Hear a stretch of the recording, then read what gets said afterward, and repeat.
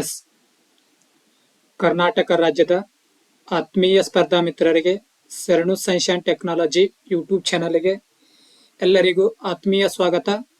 ನಾನು ನಿಮ್ಮ ಪ್ರೀತಿಯ ದೇವರಾಜ್ ಕುಕ್ಕುಬಾಯಿ, ಉಪನ್ಯಾಸಕರು, ಧಾರವಾಡ. ಇವತ್ತಿನ ತರಗತಿಯಲ್ಲಿ ಸಂಡೇ ನಡೆದಿರ್ತಕ್ಕಂಥ UPSC 2024 GS ಪೇಪರ್ 1 ಪ್ರಶ್ನೆ ಪತ್ರಿಕೆ ಇವತ್ತಿನ ತರಗತಿಯಲ್ಲಿ ಸಾಲ್ವ್ ಮಾಡೋಣ್ರಿ. ಇದು ಸಂಪೂರ್ಣವಾಗಿ ಕನ್ನಡದಲ್ಲಿ ಪ್ರಶ್ನೆ ಪತ್ರಿಕೆಯನ್ನು ರಚನೆ ಮಾಡಲಾಗಿರುತ್ತದೆ. ಅದರ ಜೊತೆಗೆ ಸಂಪೂರ್ಣವಾಗಿ ಪ್ರಶ್ನೆ ಪತ್ರಿಕೆಯೊಂದಿಗೆ ಸಂಪೂರ್ಣವಾಗಿ ಉತ್ತರಗಳೊಂದಿಗೆ ಸಂಪೂರ್ಣವಾಗಿ ವಿಶ್ಲೇಷಣೆ ಇರ್ತದೆ. ಹಾಗಾಗಿ ಈ ವಿಡಿಯೋನು ಎಲ್ಲರೂ ದಯವಿಟ್ಟು ವಾಚ್ ಮಾಡಿ, ಮತ್ತೆ ಇಷ್ಟ ಆದರೆ ನಿಮ್ಮ ಫ್ರೆಂಡ್ಸಿಗೂ ಶೇರ್ ಮಾಡಿ. ಒಂದು ವೇಳೆ ವಿಡಿಯೋ ಏನಾದರೂ ಸ್ಲೋ ಅನಿಸಿದರೆ 1.2 ಇಟ್ಟು ಸ್ಪೀಡ್ ಮಾಡ್ಕೊಳ್ಳಿ. ಒಂದು ವೇಳೆ ವಿಡಿಯೋ ಏನಾದರೂ ಸ್ಪೀಡ್ ಅನಿಸಿದರೆ 0.75 ಇರ್ತದೆ, ಅದನ್ನ ಇಟ್ಕೊಂಡು ಕೇಳಿ. Okay, yes.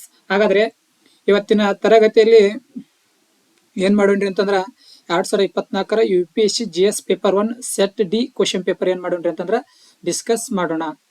ಹಾಗಾದ್ರೆ ಮೊದಲನೇ ಕ್ವಶನ್ ನೋಡ್ರಿ, ಡಿಸೆಂಬರ್ 2023 ಭಾರತ ಸರ್ಕಾರವು ಎಷ್ಟು ಡಿಲಿಮಿಟೇಷನ್ ಆಯೋಗಗಳನ್ನು ರಚಿಸಿದೆ ಅಂತ ಇದೆ. ಆಪ್ಷನ್ ನೋಡಿ, 1, ಆಪ್ಷನ್ 2, ಆಪ್ಷನ್ 3, ಆಪ್ಷನ್ 4 ಅಂತಿದೆ. ಇಲ್ಲಿ ಸರಿಯಾದ ಉತ್ತರ 4. ಎಷ್ಟ್ರಿ? ಸರಿಯಾದ ಉತ್ತರ ಅಂತ ನೋಡಿದಾಗ ಇಲ್ಲಿ 4. ಹಾಗಾದ್ರೆ ಭಾರತ ಸರ್ಕಾರವು ಇಲ್ಲಿಯವರೆಗೆ 4 ಡಿಲಿಮಿಟೇಷನ್ ಆಯೋಗಗಳನ್ನು ರಚಿಸಿದೆ. ಮೊದಲು 1952ರಲ್ಲಿ ರಚನೆ ಮಾಡಿತು. ಅದಾದ್ಮೇಲೆ 1963ರಲ್ಲಿ ರಚನೆ ಮಾಡಿತು. ಅದಾದ್ಮೇಲೆ 1973ರಲ್ಲಿ ರಚನೆ ಮಾಡಿತು. ಅದಾದ್ಮೇಲೆ 2002ರಲ್ಲಿ ರಚನೆ ಮಾಡಿತು. ಅಂದ್ರೆ ಒಟ್ಟು 4 ಬಾರಿ ಭಾರತ ಸರ್ಕಾರವು ಡಿಲಿಮಿಟೇಷನ್ ಆಯೋಗವನ್ನು ರಚನೆ ಮಾಡಿದೆ. ಹಾಗಾದ್ರೆ ಡಿಲಿಮಿಟೇಷನ್ ಅಂತಂದ್ರೆ ಏನ್ರಿ ಅಂತಂದ್ರ, ಈ ರಾಜ್ಯ ವಿಧಾನಸಭೆಗಳಾಗಿರ್ಬೋದು ಮತ್ತು ಲೋಕಸಭೆಗಳಾಗಿರ್ಬೋದು, ಇವುಗಳ ಸ್ಥಾನಗಳ ಹಂಚಿಕೆ ಮತ್ತು ಪ್ರಾದೇಶಿಕ ನಿರ್ವಹಣೆಗಳ ಕುರಿತು ರಚಿಸತಕ್ಕಂತ ಒಂದು ಆಯೋಗ ಆಗಿರ್ತದೆ. ಯಾವುದು? ಡಿಲಿಮಿಟೇಷನ್ ಆಯೋಗ. ಮತ್ತು ಇದರಲ್ಲಿ SC ST ಅದರ ಸ್ಥಾನಗಳ ಕುರಿತು ಏನ್ ಮಾಡಿರ್ತದೆ ಅಂದ್ರ ಇದರಲ್ಲಿ ರಚನೆ ಮಾಡಲಾಗಿರ್ತಾರೆ. ಅದರದ್ದು SC ಮತ್ತು ST ಅವರ ಸೀಟುಗಳ ಹಂಚಿಕೆ ಕುರಿತು, ಅವರ ಮೀಸಲಾತಿಯ ಕುರಿತು ಇದರಲ್ಲಿ ಅದರ ಕುರಿತು ಈ ಡಿಲಿಮಿಟೇಷನ್ ಆಯೋಗವನ್ನು ರಚನೆ ಮಾಡಿರ್ತಾರೆ. ಇದು ಕೂಡ ನಿಮ್ಗೆ ನೆನಪಿಟ್ಕೋಬೇಕು ನೋಡಿ, ಕ್ಲಿಯರ್ ಆಗಿ. Okay, yes. ನೆಕ್ಸ್ಟ್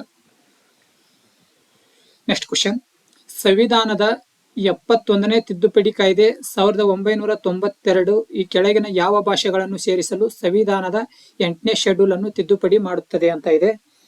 ಹಾಗಾದ್ರೆ ಇಲ್ಲಿ ಆಪ್ಷನ್ ನೋಡಿ, 1 ಕೊಂಕಣಿ ಅಂತಿದೆ, 2 ಮಣಿಪುರಿ ಅಂತಿದೆ, 3 ನೇಪಾಳಿ ಅಂತಿದೆ, 4 ಮೈಥಿಲಿ ಅಂತಿದೆ. ನೋಡಿ, ಇಲ್ಲಿ 71st ಅಮೆಂಡ್ಮೆಂಟ್ ಕೇಳಿದಾನೆ. 71st ಅಮೆಂಡ್ಮೆಂಟ್ ಯಾವ ಭಾಷೆಗಳಿಗೆ ಸಂಬಂಧಪಟ್ಟಂತ ತಿದ್ದುಪಡಿ ಆಗಿರ್ತದೆ ಅಂತ ಕೇಳಿದ್ದಾರೆ ಕ್ವಶನ್. ಹಾಗಾದ್ರೆ ಇಲ್ಲಿ ನೋಡಿ, ಆಪ್ಷನ್ ನೋಡಿ, 1, 2, 3 ಮಾತ್ರ ಅಂತಿದೆ. ಎರಡನೇ ಆಪ್ಷನ್ ನೋಡಿ, 1, 2, 3, 4 ಅಂತಿದೆ. ಮೂರನೇ ಆಪ್ಷನ್ 1, 3, 4 ಅಂತಿದೆ. ನಾಲ್ಕನೇ ಆಪ್ಷನ್ 2, 3, 4 ಅಂತ ಇದೆ. ಹಾಗಾದ್ರೆ ಇಲ್ಲಿ ಸರಿಯಾದ ಉತ್ತರ ಯಾವ್ದಾಗ್ತದೆ ನೋಡಿ. ಇಲ್ಲಿ ಸರಿಯಾದ ಉತ್ತರ ಅಂತ ನೋಡಿದಾಗ 1, 2, 3 ಇದು ಏನಾಗ್ತದೆ ಅಂತಂದ್ರೆ ಸರಿಯಾದ ಉತ್ತರ ಆಗ್ತದೆ. ಅಂದ್ರೆ 1967ರಲ್ಲಿ ಒಂದು ತಿದ್ದುಪಡಿ ಮಾಡ್ತಾರು, 21ನೇ ತಿದ್ದುಪಡಿ ಅಂತ ನೋಡ್ತೀವಿ. ಆದ್ರೆ ಈ 21ನೇ ತಿದ್ದುಪಡಿ ಮಾಡೋದ್ರ ಮೂಲಕ ಮೂಲ ಸಂವಿಧಾನದಲ್ಲಿ 8ನೇ ಅನುಸೂಚಿಯಲ್ಲಿ ಎಷ್ಟು ಭಾಷೆಗಳಿದ್ವು ಅಂತಂದ್ರೆ 14 ಭಾಷೆಗಳಿದ್ವು. 8ನೇ ಅನುಸೂಚಿಯಲ್ಲಿ ಮೂಲ ಸಂವಿಧಾನದಲ್ಲಿ ಎಷ್ಟು ಭಾಷೆಗಳಿದ್ವು ಅಂತಂದ್ರೆ 14 ಭಾಷೆಗಳಿದ್ವು. ಈ 14 ಭಾಷೆಗಳು ಇರಬೇಕಾದ್ರೆ ಮುಂದೆ 21ನೇ ತಿದ್ದುಪಡಿ ಮಾಡೋದ್ರ ಮೂಲಕ 1967ರಲ್ಲಿ ಒಂದು ಭಾಷೆಯನ್ನು ಸೇರ್ಪಡೆ ಮಾಡ್ತಾರೆ. ಅದು ಯಾವ್ದು ಅಂತಂದ್ರೆ ಸಿಂಧಿ ಭಾಷೆ. ಯಾವುದು? ಈ ಸಿಂಧಿ ಭಾಷೆ ಸೇರ್ಪಡೆ ಮಾಡ್ತಾರೋ. ಇದಾದ ಬಳಿಕ 71ನೇ ತಿದ್ದುಪಡಿ ಮಾಡ್ತಾರ. ಎಷ್ಟನೇ ತಿದ್ದುಪಡಿ? ಈ 71ನೇ ತಿದ್ದುಪಡಿ ಮಾಡ್ತಾರ. ಎಷ್ಟೊಳಗ ಅಂತ ನೋಡಿದಾಗ 1992. ಅಂದ್ರೆ ಕ್ವಶನ್ ಕೇಳಿರೋದೇ ಈಗ ಹೇಳ್ತಾ ಇರೋದು. ಅಂದ್ರೆ 71ನೇ ತಿದ್ದುಪಡಿ ಮಾಡ್ತಾರೆ. ಎಷ್ಟೊಳಗ ಅಂತಂದ್ರೆ 1992. ಇಲ್ಲಿ 3 ಭಾಷೆಗಳನ್ನು ಸೇರ್ಪಡೆ ಮಾಡ್ತಾರೆ. ಒಂದು N, ಇನ್ನೊಂದು M, ಇನ್ನೊಂದು K. ಅಂದ್ರೆ ನೇಪಾಳಿ, ಮಣಿಪುರಿ, ಕೊಂಕಣಿ ಈ 3 ಭಾಷೆಗಳನ್ನು ಸೇರ್ಪಡೆ ಮಾಡೋದ್ರ ಮೂಲಕ ಸಂವಿಧಾನದಲ್ಲಿ ಒಟ್ಟು 18 ಭಾಷೆಗಳಾಗ್ತವು. ಮುಂದೆ 2003ರಲ್ಲಿ ಮತ್ತೆ 4 ಭಾಷೆಗಳನ್ನು ಸೇರ್ಪಡೆ ಮಾಡ್ತಾರೆ. ಎಷ್ಟನೇ ತಿದ್ದುಪಡಿ ಅಂತ ನೋಡಿದಾಗ 92ನೇ ತಿದ್ದುಪಡಿ.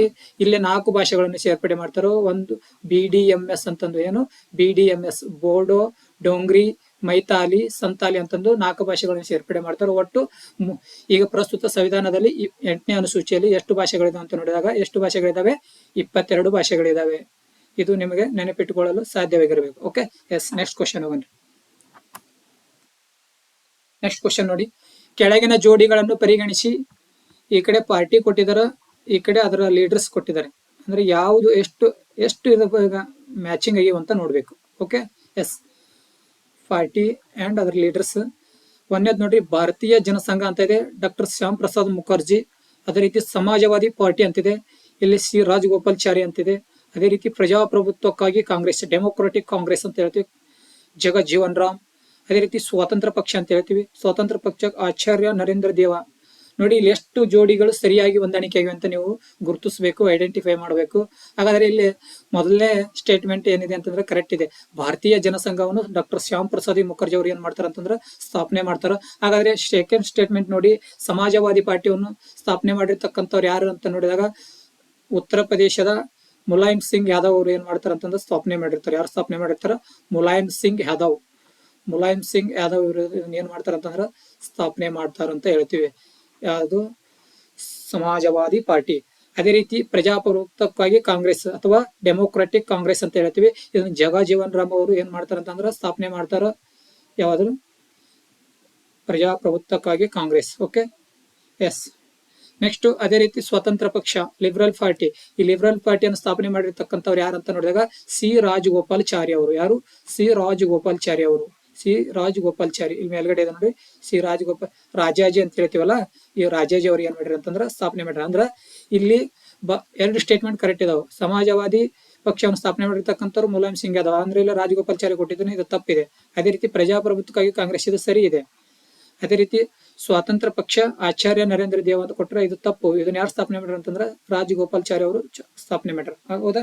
ಹಾಗಾದ್ರೆ ಇಲ್ಲಿ ಎಷ್ಟು ಹೇಳಿಕೆಗಳು ಸರಿ ಇದೆ ಅಂತ ನೋಡಿದಾಗ ಕೇವಲ 2 ಹೇಳಿಕೆಗಳು ಮಾತ್ರ ಸರಿಯಾಗಿದ್ದಾವೆ. ಎಷ್ಟು ಹೇಳಿಕೆಗಳು? 2 ಹೇಳಿಕೆಗಳು. Okay, yes. Next question.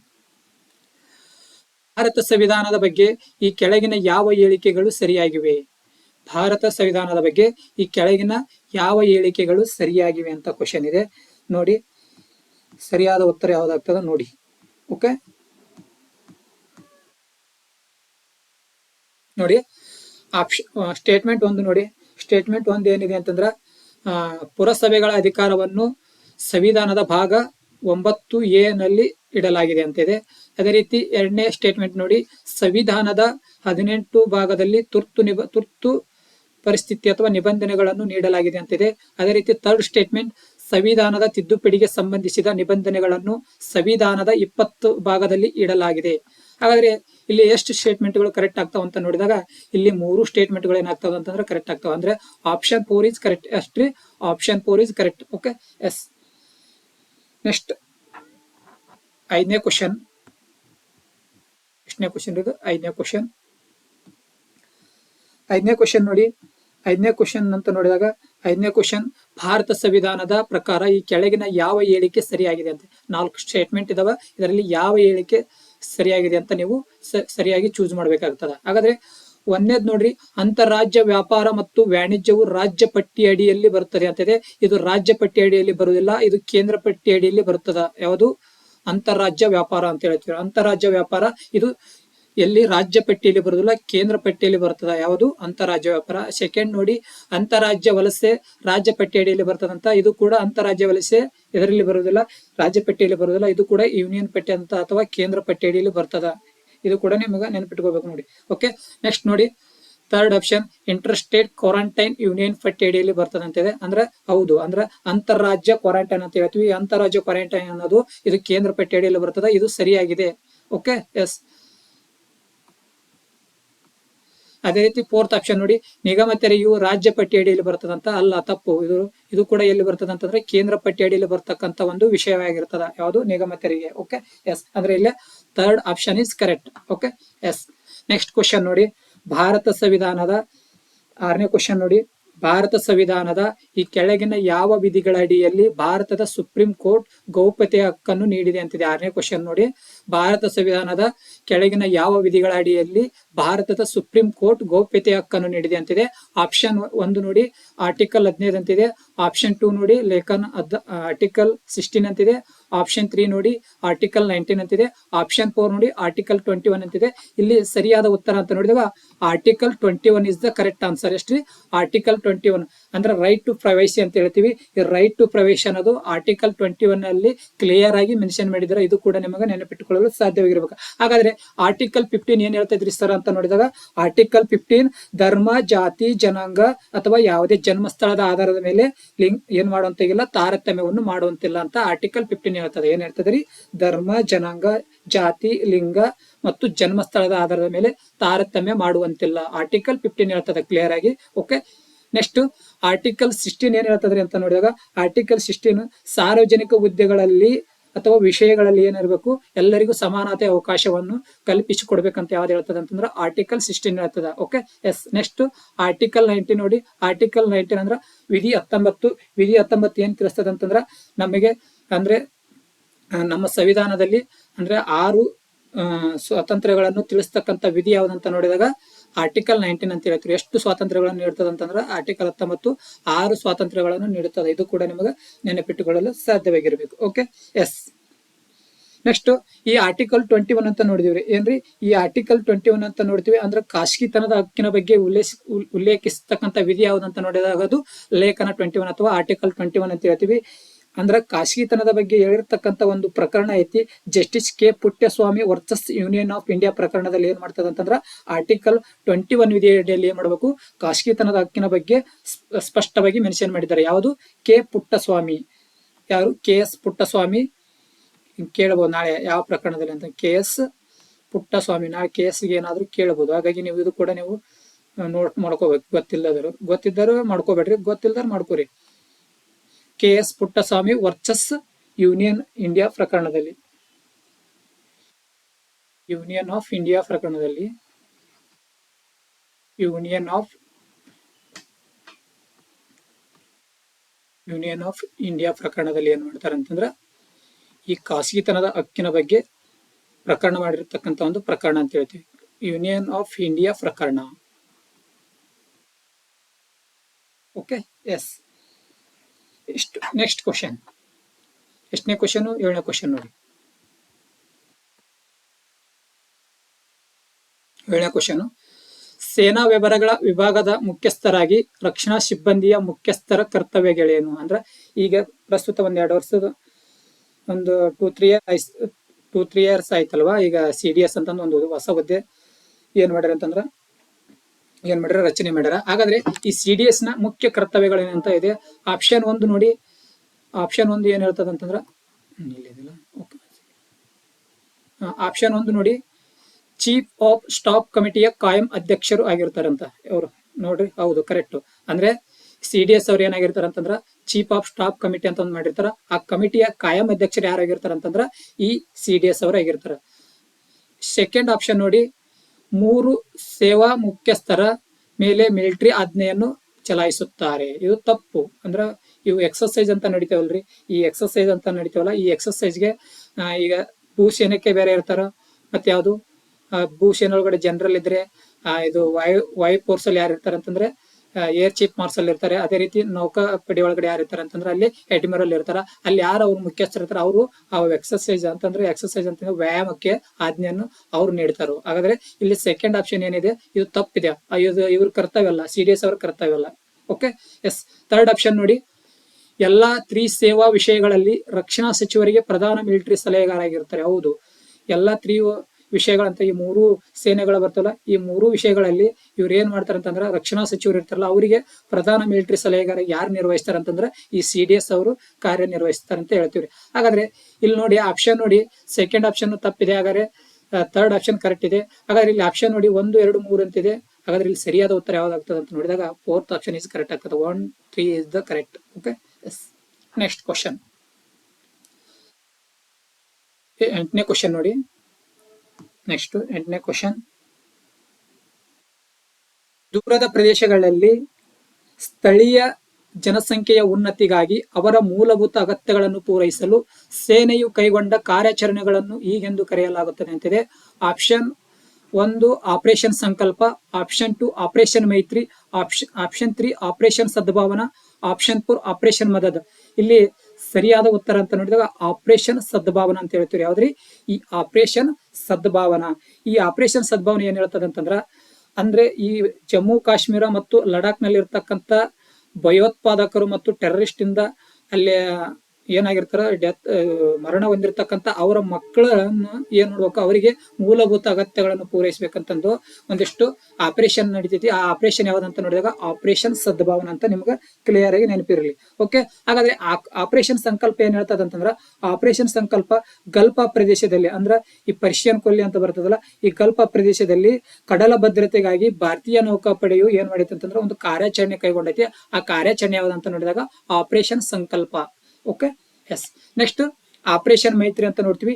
ಈ ಆಪರೇಷನ್ ಮೈತ್ರಿ ಅಂತ ನೋಡಿದಾಗ, ಈ ಆಪರೇಷನ್ ಮೈತ್ರಿ ಅದಕ್ಕೆ ಸಂಬಂಧಪಟ್ಟೈತೆ ಅಂತ ನೋಡಿದಾಗ, ನೇಪಾಳದಲ್ಲಿ ಅಲ್ಲ ಭೂಕಂಪ ಸಂಭವಿಸಿತ್ತು, ಅಲ್ಲಿಯ ಜನರಿಗೆ ಪರಿಹಾರವನ್ನು ಸೂಚಿಸಲು ಕೈಗೊಂಡಿರ್ತಕ್ಕಂಥ ಕಾರ್ಯಾಚರಣೆ ಯಾವ್ದಂತಂದ್ರ ಆಪರೇಷನ್ ಮೈತ್ರಿ. ಆಪರೇಷನ್ ಮೈತ್ರಿ ಅದಕ್ಕೆ ಸಂಬಂಧಪಟ್ಟೈತೆ ಅಂತಂದ್ರ ನೇಪಾಳದ ಭೂಕಂಪಕ್ಕೆ ಸಂಬಂಧಪಟ್ಟಂತ ಒಂದು ಕಾರ್ಯಾಚರಣೆ ಆಗಿರ್ತದೆ. ಇದು ನೇಪಾಳಕ್ಕೆ ಸಂಬಂಧಪಟ್ಟಂತ ಒಂದು ಕಾರ್ಯಾಚರಣೆ ಆದ್ರೆ, ಇದು ಪರ್ಷಿಯನ್ ಕೊಲ್ಲಿಗೆ ಸಂಬಂಧಪಟ್ಟಂತ ಒಂದು ಕಾರ್ಯಾಚರಣೆ. ಗೊತ್ತಿಲ್ಲ ಅಂದ್ರೆ ನೀವು ಏನಾದ್ರೂ ಸ್ವಲ್ಪ ನೋಟ್ ಮಾಡ್ಕೋರಿ, ಗೊತ್ತಿದ್ರೆ ಸುಮ್ಮನೆ ಕೇಳಿ. Okay, yes. Next 4th option operation Madad. ಇದು ಕೇರಳದಲ್ಲಿ ಮೊನ್ನೆ ಆಗಿರ್ತಕ್ಕಂಥ ಒಂದು ಪ್ರವಾಹ ಆಯ್ತು. ಆ ಪ್ರವಾಹದಲ್ಲಿ ಸಿಲುಕಿ ಹಾಕಿಕೊಂಡಿರ್ತಕ್ಕಂಥ ಅಲ್ಲಿ ಜನರನ್ನು ರಕ್ಷಣೆ ಮಾಡಲು ಕೈಗೊಂಡಿರ್ತಕ್ಕಂಥ ಕಾರ್ಯಾಚರಣೆ ಯಾವ್ದಂತಂದ್ರೆ ಅದು ಆಪರೇಷನ್ ಮದದ್. Okay, S. ನಿಮ್ಗೆ 4 ಆಪ್ಷನ್ ಕ್ಲಿಯರ್ ಆದ ಅಂತ ಭಾವಿಸ್ತೀನಿ. Okay, yes. ನೆಕ್ಸ್ಟ್ ಕ್ವಶನ್ ಹೋಗೋಣ. ನೆಕ್ಸ್ಟ್ ಕ್ವಶನ್ ನೋಡಿ, 9ನೇ ಕ್ವಶನ್. ಪ್ರಪಂಚದ ಯಾವುದೇ 2 ದೇಶಗಳ ನಡುವಿನ ಅತಿ ಉದ್ದದ ಗಡಿಯು ಈ ನಡುವೆ ಇದೆ. ಅಂದ್ರ ಪ್ರಪಂಚದ ಯಾವುದೇ 2 ದೇಶಗಳ ನಡುವಿನ ಅತಿ ಉದ್ದದ ಗಡಿಯು ಈ ನಡುವೆ ಕಂಡು ಬರುತ್ತದೆ ಅಂತ ಕ್ವಶನ್ ಇದೆ. ಆಪ್ಷನ್ ನೋಡಿ, 1 ಕೆನಡಾ ಮತ್ತು ಯುನೈಟೆಡ್ ಸ್ಟೇಟ್ ಆಫ್ ಅಮೆರಿಕ ಅಂತ ಇದೆ. 2 ಚಿಲಿ ಮತ್ತು ಅರ್ಜೆಂಟೀನಾ ಅಂತ ಇದೆ. 3 ಚೀನಾ ಮತ್ತು ಭಾರತ ಅಂತ ಇದೆ. 4 ಕಜಕಿಸ್ತಾನ್ ಮತ್ತು ರಷ್ಯಾದ ಒಕ್ಕೂಟ, union of Russia, Soviet of Russia ಅಂತ ಕರಿತೀವಲ್ಲ. ಎಸ್. ಹಾಗಾದ್ರೆ ಇಲ್ಲಿ ಸರಿಯಾದ ಉತ್ತರ ಯಾವ್ದಾಗ್ತದೆ ಅಂತ ನೋಡಿದಾಗ ಕೆನಡಾ ಮತ್ತು ಯುನೈಟೆಡ್ ಸ್ಟೇಟ್ ಆಫ್ ಅಮೆರಿಕ ಇದು ಏನಾಗ್ತದೆ ಅಂತಂದ್ರೆ ಸರಿಯಾದ ಉತ್ತರ ಆಗ್ತದೆ. ಅಂದ್ರೆ ಪ್ರಪಂಚದ 2 ದೇಶಗಳ ಅತಿ ಉದ್ದದ ಗಡಿ ಯಾವ ದೇಶಗಳು ಹೊಂದಿದವ ಅಂತ ನೋಡಿದಾಗ ಅದು ಒಂದು ಕೆನಡಾ, ಇನ್ನೊಂದು ಯುನೈಟೆಡ್ ಸ್ಟೇಟ್ ಆಫ್ ಅಮೆರಿಕ ಅಂತ ಹೇಳ್ತೀವಿ. Okay, yes. ನೆಕ್ಸ್ಟ್ 10ನೇ ಕ್ವಶನ್ ನೋಡಿ. 10ನೇ ಕ್ವಶನ್ ಏನಿದೆ ಅಂತಂದ್ರ, ಲೋಕಸಭೆಯಲ್ಲಿ ನೈತಿಕ ಸಮಿತಿಯ ಕುರಿತು ಈ ಕೆಳಗಿನ ಯಾವ ಹೇಳಿಕೆಗಳು ಸರಿಯಾಗಿವೆ? ಆಪ್ಷನ್ 1 ನೋಡಿ, ಸ್ಟೇಟ್ಮೆಂಟ್ 1 ನೋಡಿ. ಸ್ಟೇಟ್ಮೆಂಟ್ 1 ಏನ್ ಹೇಳ್ತದ ಅಂತಂದ್ರ, ಆರಂಭದಲ್ಲಿ ಇದು ತಾತ್ಕಾಲಿಕ ಸಮಿತಿಯಾಗಿತ್ತು. ಹೌದ್ರಿ. ಆಪ್ಷನ್ 2 ನೋಡಿ, ಲೋಕಸಭೆಯು ಸದಸ್ಯರ ಅನೈತಿಕ ವರ್ತನೆಗೆ ಸಂಬಂಧಿಸಿದಂತೆ ಲೋಕಸಭೆಯ ಸದಸ್ಯರು ಮಾತ್ರ ದೂರು ನೀಡಬಹುದು. ಆಪ್ಷನ್ 3 ನೋಡಿ, ಈ ಸಮಿತಿಯು ಉಪನ್ಯಾಯಾಂಗದ ಯಾವುದೇ ವಿಷಯವನ್ನು ಕೈಗೆತ್ತಿಕೊಳ್ಳುವಂತಿಲ್ಲ ಅಂತ ಇದೆ. ಇಲ್ಲಿ ನೋಡಿ, ಸ್ಟೇಟ್ಮೆಂಟ್ 1 ಏನಿದೆ ಅಂತಂದ್ರ, ಆರಂಭದಲ್ಲಿ ಇದು ತಾತ್ಕಾಲಿಕ ಸಮಿತಿ ಆಗಿತ್ತಂತಿದೆ. ಹೌದು, ಆರಂಭದಲ್ಲಿ ಇದು ಏನಾಗಿತ್ತು ಅಂತಂದ್ರ ಒಂದು ತಾತ್ಕಾಲಿಕ ಸಮಿತಿ ಆಗಿತ್ತು. ಇದು ಸರಿಯಾಗಿದೆ. ಸ್ಟೇಟ್ಮೆಂಟ್ 2, ಲೋಕಸಭೆಯ ಸದಸ್ಯರ ಅನೈತಿಕ ನಡವಳಿಕೆಗೆ ಸಂಬಂಧಿಸಿದಂತೆ ಲೋಕಸಭೆಯ ಸದಸ್ಯರು ಮಾತ್ರ ದೂರು ನೀಡಬಹುದು ಅಂತಿದೆ. ಅಲ್ಲ, ಇವರು ದೂರು ನೀಡುವುದಿಲ್ಲ. ಅಂದ್ರೆ ಇವರಷ್ಟೇ ದೂರು ನೀಡುವುದಿಲ್ಲ, ಇಲ್ಲಿ ಏನ್ ಮಾಡಬಹುದು, ಇತರ ಸದಸ್ಯರು ಮತ್ತು ಸಾರ್ವಜನಿಕ ಸದಸ್ಯರು ಕೂಡ ಏನ್ ಮಾಡಬಹುದು, ದೂರುಗಳನ್ನು ನೀಡಬಹುದು. ಏನ್ರಿ, ಇತರ ಸದಸ್ಯರು ಮತ್ತು ಇತರ ಸದಸ್ಯರು ಮತ್ತು ಸಾರ್ವಜನಿಕ ಸದಸ್ಯರು ಕೂಡ ಏನ್ ಮಾಡಬಹುದು, ದೂರುಗಳನ್ನು ನೀಡಬಹುದು. ಇದು ಕರೆಕ್ಟ್ ಇದೆ. ಯಾವುದು? ಸೆಕೆಂಡ್ ಸ್ಟೇಟ್ಮೆಂಟ್ ಕೂಡ ಏನಿದೆ, ಕರೆಕ್ಟ್ ಇದೆ. ಅದೇ 3rd ಸ್ಟೇಟ್ಮೆಂಟ್ ನೋಡಿ, ಇಲ್ಲ, ತಪ್ಪಿದೆ. ಸೆಕೆಂಡ್ ಸ್ಟೇಟ್ಮೆಂಟ್ ತಪ್ಪಿದೆ. ಯಾಕಂದ್ರೆ ಇಲ್ಲಿ ಲೋಕಸಭೆ ಸದಸ್ಯರು ಮಾತ್ರ ಅಂತ ಹೇಳಿದ್ನಲ್ಲ, ಅದು ತಪ್ಪು. ಅಂದ್ರೆ ಇಲ್ಲಿ ನಾನು ಈಗ ಹೇಳಿದ್ ನಿಮ್ಗೆ ಎಕ್ಸ್ಪ್ಲೇನ್ ಮಾಡ್ಬೇಕಾದ್ರೆ, ಅಂದ್ರೆ ಇಲ್ಲಿ ಸಾರ್ವಜನಿಕ ಸದಸ್ಯರು ನೀಡಬಹುದು, ಇತರ ಸದಸ್ಯರು ನೀಡಬಹುದು, ಲೋಕಸಭೆ ಸದಸ್ಯರು ನೀಡಬಹುದು. ಇಲ್ಲಿ ಬರೀ ಅವರು ಕ್ಲಿಯರ್ ಆಗಿ ಲೋಕಸಭೆ ಸದಸ್ಯರು ಮಾತ್ರ ಅಂತ ಹೇಳ, ಹಾಗಾಗಿ ಇದು ತಪ್ಪಾಗ್ತದ. 3rd ಆಪ್ಷನ್ ನೋಡಿ, ಈ ಸಮಿತಿಯು ಉಪನ್ಯಾಯಾಂಗದ ಯಾವುದೇ ವಿಷಯವನ್ನು ಕೈಗೆತ್ತಿಕೊಳ್ಳುವಂತಿಲ್ಲ ಅಂತಿದೆ. ಹೌದು, ಈ ಸಮಿತಿ ಏನ್ ಮಾಡ್ತದೆ ಅಂತಂದ್ರೆ ಉಪನ್ಯಾಯಾಂಗದ ಯಾವುದೇ ವಿಷಯವನ್ನು ಕೈಗೆತ್ತಿಕೊಳ್ಳುವುದಿಲ್ಲ. ಹಾಗಾದ್ರೆ 1 ಮತ್ತು 3 ಮಾತ್ರ ಏನಾಗ್ತದೆ ಅಂತಂದ್ರೆ ಇಲ್ಲಿ ಸರಿಯಾದ ಉತ್ತರ ಆಗ್ತದ. 1 ಮತ್ತು 3 ಎಲ್ಲಿದೆ ನೋಡಿ. ಎಸ್. Next question. ಎಷ್ಟನೇ ಕ್ವಶನ್? 11ನೇ ಕ್ವಶನ್. ಡಾಕ್ಟರ್ ರಾಜೇಂದ್ರ ಪ್ರಸಾದ್ ಅಧಿಕಾರ ವಹಿಸಿಕೊಳ್ಳುವ ಮೊದಲು ಸಂವಿಧಾನ ಸಭೆಯ ತಾತ್ಕಾಲಿಕ ಅಧ್ಯಕ್ಷರಾಗಿದ್ದವರು ಯಾರು?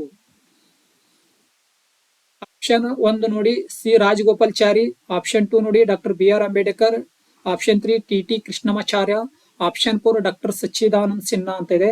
ಹಾಗಾದ್ರೆ ತಾತ್ಕಾಲಿಕ ಸಂವಿಧಾನದ ರಚನಾ ಸಭೆಯ ಸದಸ್ಯರು ಯಾರಾಗಿದ್ರು ಅಂತ ನೋಡಿದಾಗ ಅವರು ಡಾಕ್ಟರ್ ಸಚ್ಚಿದಾನಂದ ಸಿನ್ಹಾ ಅಂತ ಹೇಳ್ತೀವಿ. ಯಾರ್ರಿ?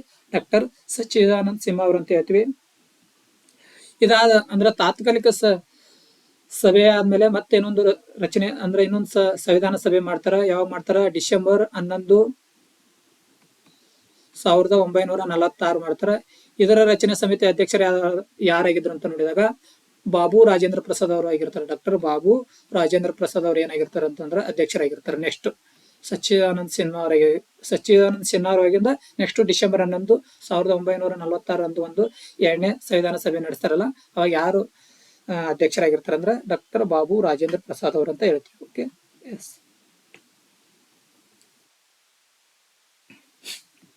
ನೆಕ್ಸ್ಟ್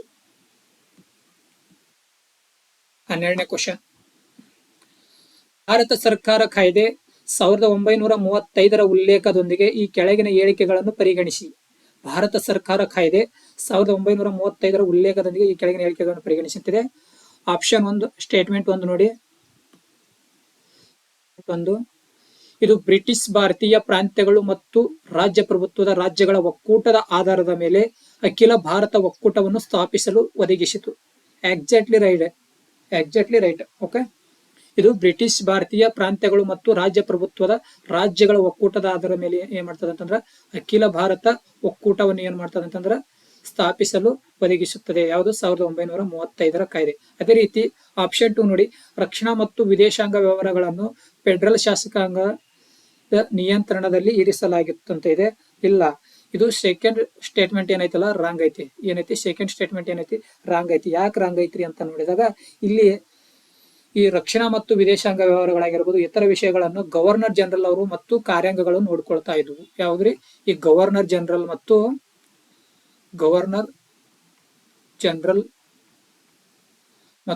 ಕಾರ್ಯಾಂಗಗಳು ಏನ್ ಮಾಡ್ತಿದ್ವು ಅಂತಂದ್ರೆ ಅದರ ಅಡಿಯಲ್ಲಿ ಇರ್ತಾ ಇದ್ವು.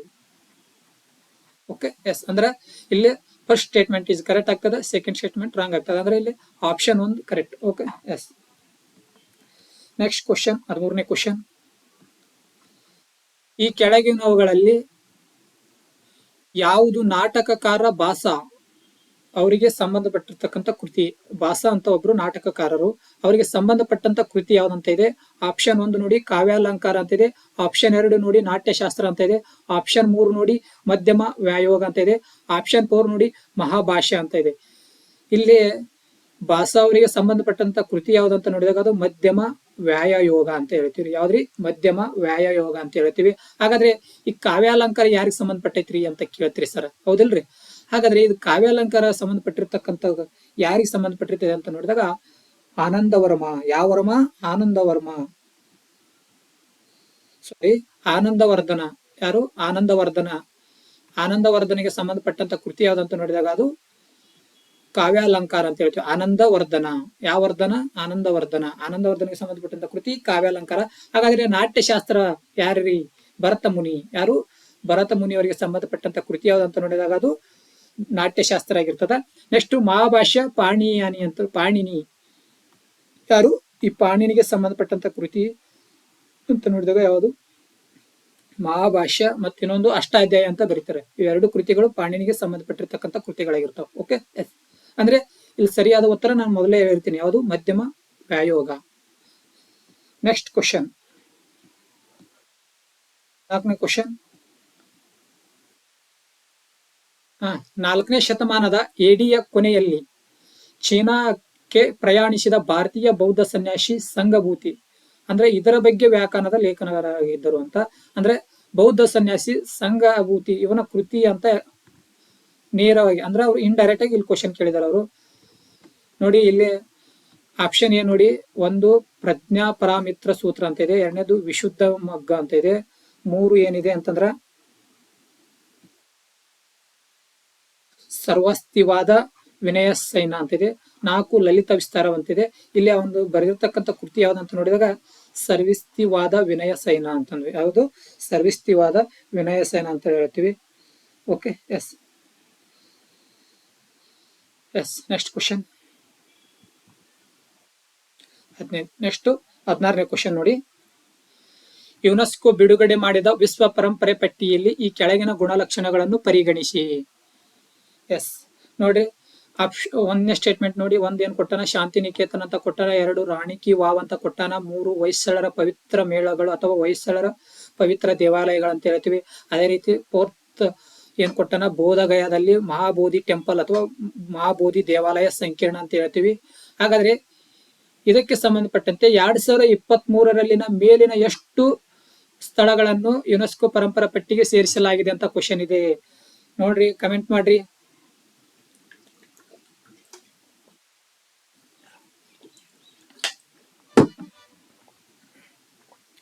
ನೋಡಿ ಇಲ್ಲಿ ಒಂದೇದು ಆಪ್ಷನ್ ಇದೆ. ಒಂದೇದು ಏನಿದೆ, ಶಾಂತಿನಿಕೇತನ. ಇದು 2023ರಲ್ಲಿ. ನೀವೇ ಹೇಳ್ತೀರಿ ಎಷ್ಟು ಸ್ಟೇಟ್ಮೆಂಟ್ ಕರೆಕ್ಟ್ ಇದೆ ಅಂತ ನೀವೇ ಹೇಳ್ರಿ. ಆಮೇಲೆ ಶಾಂತಿನಿಕೇತನ 2023ರಲ್ಲಿ ಏನ್ ಮಾಡ್ರಿ ಅಂತಂದ್ರ ವಿಶ್ವ ಯುನೆಸ್ಕೋ ಪರಂಪರಾ ಪಟ್ಟಿಗೆ ಸೇರ್ಪಡೆ ಮಾಡ್ರು. ಅದೇ ರೀತಿ ರಾಣಿ ಕಿ ವಾವು 2014 ಎಷ್ಟೊಳಗ್ರಿ 2014ರಲ್ಲಿ ಸೇರ್ಪಡೆ ಮಾಡ್ರು. ಅದೇ ರೀತಿ ಹೊಯ್ಸಳರ ಪವಿತ್ರ ದೇವಾಲಯಗಳು ಅಂತ ಹೇಳ್ತೀವಿ, ಇದು 2023ರಲ್ಲಿ ಸೇರ್ಪಡೆ ಮಾಡ್ರು. ಅದೇ ರೀತಿ ಬೋಧಗಯಾದಲ್ಲಿ ಅಂದ್ರೆ ಬಿಹಾರದಾಗ ಬರ್ತಕ್ಕಂತ ಒಂದು ಮಹಾಬೋಧಿ ಟೆಂಪಲ್ ಐತಿ. ಆ ಟೆಂಪಲ್ ಅನ್ನ 2002ರಾಗ ಏನ್ ಮಾಡ್ರಿ ಅಂತಂದ್ರ ಸೇರ್ಪಡೆ ಮಾಡಿದ್ರ. ಹಾಗಾದ್ರೆ ಇಲ್ಲಿ ಎಷ್ಟು ಸ್ಟೇಟ್ಮೆಂಟ್ ಕರೆಕ್ಟ್ ಆದವು? 2023ರಲ್ಲಿ ಎಷ್ಟು ಇದನ್ನ ಸೇರ್ಪಡೆ ಮಾಡಿರಿ ಅಂತಿದೆ. ಹಾಗಾದ್ರೆ ಇಲ್ಲಿ ಕೇವಲ ಎರಡು ಸ್ಥಳಗಳನ್ನು ಮಾತ್ರ ಏನ್ ಮಾಡಿರಿ ಅಂತಂದ್ರ 2023ರಲ್ಲಿ ಯುನೆಸ್ಕೋ ಪರಂಪರಾ ಪಟ್ಟಿಗೆ ಏನ್ ಮಾಡಿರಿ ಅಂತಂದ್ರ ಸೇರ್ಪಡೆ ಮಾಡಿದ್ದಾರೆ. Okay, yes. Next question clear ಆಗಿ ತಿಳ್ಕೊಂಡ್ಬಿಡ್ರಿ. ಏನಾರ ಕನ್ಫ್ಯೂಸ್ ಇದ್ರೆ ಕಮೆಂಟ್ ಹಾಕ್ರಿ. Next question. ಭಾರತ ಸಂವಿಧಾನದ 368ನೇ ವಿಧಿಯ ಪ್ರಕಾರ ಸಂಸತ್ತು ಸಂವಿಧಾನದ ಯಾವುದೇ ನಿಬಂಧನೆಯನ್ನು ಈ ಮೂಲಕ ತಿದ್ದುಪಡಿ ಮಾಡಬಹುದು ಅಂತ ಇದೆ. ಹೌದಾ? ಒಂದೇದ್ ನೋಡ್ರಿ, ಸೇರ್ಪಡೆ ಮಾಡೋದ್ರ ಮೂಲಕ ಆಗಿರ್ಬೋದು. 2ನೇದು ಬದಲಾವಣೆ ಮಾಡೋದ್ರ ಮೂಲಕ ಆಗಿರ್ಬೋದು. 3 ರದ್ದುಗೊಳಿಸುವುದರ ಮೂಲಕ ಆಗಿರ್ಬೋದು. ಹಾಗಾದ್ರೆ ಇಲ್ಲಿ ಕೆಳಗಡೆ ಆಪ್ಷನ್ ಇದಾವೆ. 1 ಮತ್ತು 2 ಅಂತಿದೆ. 2ನೇದು 2 ಮತ್ತು 3 ಅಂತಿದೆ. 3ನೇದು 1 ಮತ್ತು 3 ಅಂತಿದೆ. 4ನೇದು 1, 2, 3 ಅಂತಿದೆ. ಹಾಗಾದ್ರೆ ಇಲ್ಲಿ option D, option 4 is the correct. Option 4 ಏನ್ ಹೇಳ್ತದೆ ಅಂತಂದ್ರ, ಯಾವುದೇ ಭಾರತಕ್ಕೆ ಅಂದ್ರೆ ಭಾರತ ಸಂವಿಧಾನದಲ್ಲಿ ಏನ್ ಮಾಡಬಹುದು, 368ನೇ ವಿಧಿ ಪ್ರಕಾರ ಏನ್ ಮಾಡಬಹುದು, ಸೇರ್ಪಡೆ ಮಾಡೋದ್ರ ಮುಖಾಂತರ ಏನ್ ಮಾಡಬಹುದು, ನಿಬಂಧನೆ ಮಾಡಬಹುದು, ಅಥವಾ ಬದಲಾವಣೆ ಮಾಡೋದ್ರ ಮುಖಾಂತರ ಏನ್ ಮಾಡಬಹುದು, ತಿದ್ದುಪಡಿ ಮಾಡಬಹುದು. ಅದೇ ರೀತಿ ಅದನ್ನ ತಿದ್ದುಪಡಿಯನ್ನು ಏನ್ ಮಾಡಬಹುದು, ರದ್ದುಗೊಳಿಸೋದ್ರ ಮೂಲಕ ಏನ್ ಮಾಡಬಹುದು, ತಿದ್ದುಪಡಿಯನ್ನು ಮಾಡಬಹುದು. ಓಕೆ, ಅಂದ್ರೆ ಇಲ್ಲಿ 3 ಕೂಡ ಆಪ್ಷನ್ ಏನಾಗ್ತದೆ ಅಂತಂದ್ರೆ ಕರೆಕ್ಟ್ ಆಗ್ತದೆ. Okay, yes. ನೆಕ್ಸ್ಟ್ ಕ್ವಶನ್ ನೋಡಿ. ಎಷ್ಟನೇ ಕ್ವಶನ್? 17ನೇ ಕ್ವಶನ್. ಈ ಕೆಳಗಿನ ದೇಶಗಳನ್ನು ಪರಿಗಣಿಸಿ. 1 ಇಟಲಿ, 2 ಜಪಾನ, 3 ನೈಜೀರಿಯಾ, 4 ದಕ್ಷಿಣ ಕೊರಿಯಾ, 5 ದಕ್ಷಿಣ ಆಫ್ರಿಕಾ. ಇಷ್ಟು ಕೊಟ್ಟಾನ. ಕೆಳಗ ಹೋದ್ರಿ, ಏನ್ ಕೊಟ್ಟಾನ ಕೆಳಗ? ಈ ಮೇಲಿನ ಯಾವ ದೇಶಗಳಲ್ಲಿ ಕಡಿಮೆ ಜನನ ಪ್ರಮಾಣ ಅಥವಾ ವಯಸ್ಸಾದ ಜನಸಂಖ್ಯೆ ಅಥವಾ ಇಳಿಮುಖವಾಗುತ್ತಿರುವ ಜನಸಂಖ್ಯೆಗಾಗಿ ಮಾಧ್ಯಮಗಳಲ್ಲಿ ಆಗಾಗ್ಗೆ ಉಲ್ಲೇಖಿಸಲಾಗುತ್ತದೆ. ನೋಡ್ರಿ, ಕ್ಲಿಯರ್ ಆಗಿ ಓದ್ಕೋಬೇಕು. 1 ಕಡಿಮೆ ಜನನ ಪ್ರಮಾಣ, 2 ವಯಸ್ಸಾದ ಜನಸಂಖ್ಯೆ, 3 ಇಳಿಮುಖವಾಗುತ್ತಿರುವ ಜನಸಂಖ್ಯೆ. ಈ 3ಕ್ಕೂ ರಿಲೇಟೆಡ್ ಆಗಿ ಆಗಾಗ ಮಾಧ್ಯಮಗಳಲ್ಲಿ ಏನಾಗಿರುತ್ತಂತಂದ್ರೆ ಉಲ್ಲೇಖವಾಗುತ್ತಿರುತ್ತದೆ. ಹಾಗಾದ್ರೆ ಅವು ಯಾವ ದೇಶಗಳು ಅಂತ ಕೇಳೋಣ. ನೋಡಿ, ಇಲ್ಲ ನೇದಿದೆ 1, 2, 4 ಅಂತಿದೆ. 2ನೇದಿದೆ 1, 3, 5 ಅಂತಿದೆ. 2, 4 ಅಂತಿದೆ. ಇಲ್ಲಿ 3, 5 ಅಂತಿದೆ. ಇಲ್ಲಿ ಸರಿಯಾದ ಉತ್ತರ ಅಂತ ನೋಡಿದಾಗ 1 ಇಟಲಿ. ಯಾವ್ದ್ರಿ? ಇಟಲಿ. ಮತ್ತೆ 2ನೇದು ಜಪಾನು, ಇನ್ನೊಂದು ದಕ್ಷಿಣ ಕೊರಿಯಾ. ಇವು 3 ದೇಶಗಳು ಆಗಾಗ್ಗೆ ಕಡಿಮೆ ಜನನ ಪ್ರಮಾಣ, ವಯಸ್ಸಾದ ಜನಸಂಖ್ಯೆ, ಇಳಿಮುಖವಾಗುತ್ತಿರುವ ಜನಸಂಖ್ಯೆಗೆ ಅವು ಆಗಾಗ್ಗೆ ಏನಾಗುತ್ತವೆ ಅಂತಂದ್ರೆ ಮೀಡಿಯಾಗಳಲ್ಲಿ ಸುದ್ದಿಯಲ್ಲಿ ಇರ್ತಾವ. ಹಾಗಾದ್ರೆ ಇಲ್ಲಿ ಸ್ಟೇಟ್ಮೆಂಟ್ ಯಾವ್ದಂತಂದ್ರ 1ನೇ ಆಪ್ಷನ್ ಇದು ಕರೆಕ್ಟ್ ನೋಡ್ರಿ. 1ನೇ ಆಪ್ಷನ್ ಏನಾಗ್ತದೆ ಅಂತಂದ್ರೆ ಕರೆಕ್ಟ್ ಆಗ್ತದೆ. ಅಂದ್ರ ಇಟ್ಲಿಯಲ್ಲಿ ಏನಾಗ್ತದೆ ಅಂತಂದ್ರೆ ಜನನ ಪ್ರಮಾಣ ಕಡಿಮೆ ಆಗೋದ್ರಿಂದ ಅಲ್ಲಿ ವಯಸ್ಸಾದ ಜನಸಂಖ್ಯೆಯನ್ನು ಜಾಸ್ತಿ ಹೊಂದಿದೆ ಅಂತ ಹೇಳ್ತೀವಿ. ಇಟ್ಲಿ ಒಳಗಡೆ ಏನ್ರಿ, ಅಲ್ಲಿ ಕಡಿಮೆ ಜನಸಂಖ್ಯೆಯ ಪ್ರಮಾಣ ಇರೋದ್ರಿಂದ ವಯಸ್ಸಾದ ಜನಸಂಖ್ಯೆಯನ್ನು ಹೊಂದಿದೆ ಅಂತ ಹೇಳ್ತೀವಿ. ಅದೇ ರೀತಿ ಜಪಾನ್ ಅಂತ ನೋಡಿದಾಗ ಈ ಜಪಾನ್ ಒಳಗಡೆ ಕೂಡ ಕಡಿಮೆ ಜನನ ಪ್ರಮಾಣ ಮತ್ತು ವಯಸ್ಸಾದ ಜನಸಂಖ್ಯೆಗೆ ಹೆಸರುವಾಸಿ ಆಗೈತಿ. ಯಾವುದು? ಜಪಾನ್. ಅದೇ ರೀತಿ ದಕ್ಷಿಣ ಕೊರಿಯಾ ಅಂತ ನೋಡಿದಾಗ ದಕ್ಷಿಣ ಕೊರಿಯಾ ಪ್ರಪಂಚದಲ್ಲಿ ಅತ್ಯಂತ ಕಡಿಮೆ ಜನನ ಪ್ರಮಾಣವನ್ನು ಹೊಂದಿರತಕ್ಕಂಥ ದೇಶ. ಇದು ನಿಮಗೆ ಗೊತ್ತಿರತಕ್ಕಂಥ ವಿಚಾರ, ಹೌದಲ್ಲ? ಹಾಗಾದ್ರೆ ಇಲ್ಲಿ 3 ದೇಶಗಳು ಇದಕ್ಕೆ ಸಂಬಂಧಪಟ್ಟಂತ ಮಾಹಿತಿ ಆಗಿರ್ತದ. ಎಸ್. ನೆಕ್ಸ್ಟ್ ಕ್ವಶನ್ ನೋಡಿ. ನೆಕ್ಸ್ಟ್ ಕ್ವಶನ್ 18ನೇ ಕ್ವಶನ್. ಬಿಲ್ಗೆ ಸಂಬಂಧಪಟ್ಟಂತ ಹಣಕಾಸು ಮಸೂದೆಗೆ ಸಂಬಂಧಪಟ್ಟಂತ ಒಂದು ಕ್ವಶನ್. ಆರ್ಟಿಕಲ್ 101 ನೋಡ್ರಿ, ಆರ್ಟಿಕಲ್ 109 ಅಂದ್ರೆ ಆರ್ಟಿಕಲ್ 109 ಮನಿ ಬಿಲ್ಗಳಿಗೆ ಸಂಬಂಧಿಸಿದಂತೆ ವಿಶೇಷ ಕಾರ್ಯವಿಧಾನವನ್ನು ಉಲ್ಲೇಖಿಸುತ್ತದೆ. ಅದೇ ರೀತಿ ಎರಡನೇದು ಕೌನ್ಸಿಲ್ ಆಫ್ ಸ್ಟೇಟ್ ನಲ್ಲಿ ಹಣದ ಮಸೂದೆಯನ್ನು ಪರಿಚಯಿಸಲಾಗುವುದಿಲ್ಲ ಅಂತ ಇದೆ. ಅದೇ ರೀತಿ ಥರ್ಡ್ ಆಪ್ಷನ್ ನೋಡಿ, ರಾಜ್ಯಸಭೆಯು ಮಸೂದೆಯನ್ನು ಅನುಮೋದಿಸಬಹುದು ಅಥವಾ ಬದಲಾವಣೆಗಳನ್ನು ಸೂಚಿಸಬಹುದು, ಆದರೆ ಅದನ್ನು ತಿರಸ್ಕರಿಸಲಾಗುವುದಿಲ್ಲ ಅಂತ ಇದೆ. ಅದೇ ರೀತಿ ಫೋರ್ತ್ ಆಪ್ಷನ್, ರಾಜ್ಯಸಭೆಯು ಸೂಚಿಸಿದ ಹಣದ ಮಸೂದೆಗೆ ತಿದ್ದುಪಡಿಗಳನ್ನು ಲೋಕಸಭೆಯು ಅಂಗೀಕರಿಸಬೇಕು ಅಂತಿದೆ. ಹಾಗಾದ್ರೆ ಇಲ್ಲಿ ಸರಿಯಾದ ಉತ್ತರ ಯಾವ್ದಾಗ್ತದೆ ನೋಡ್ರಿ.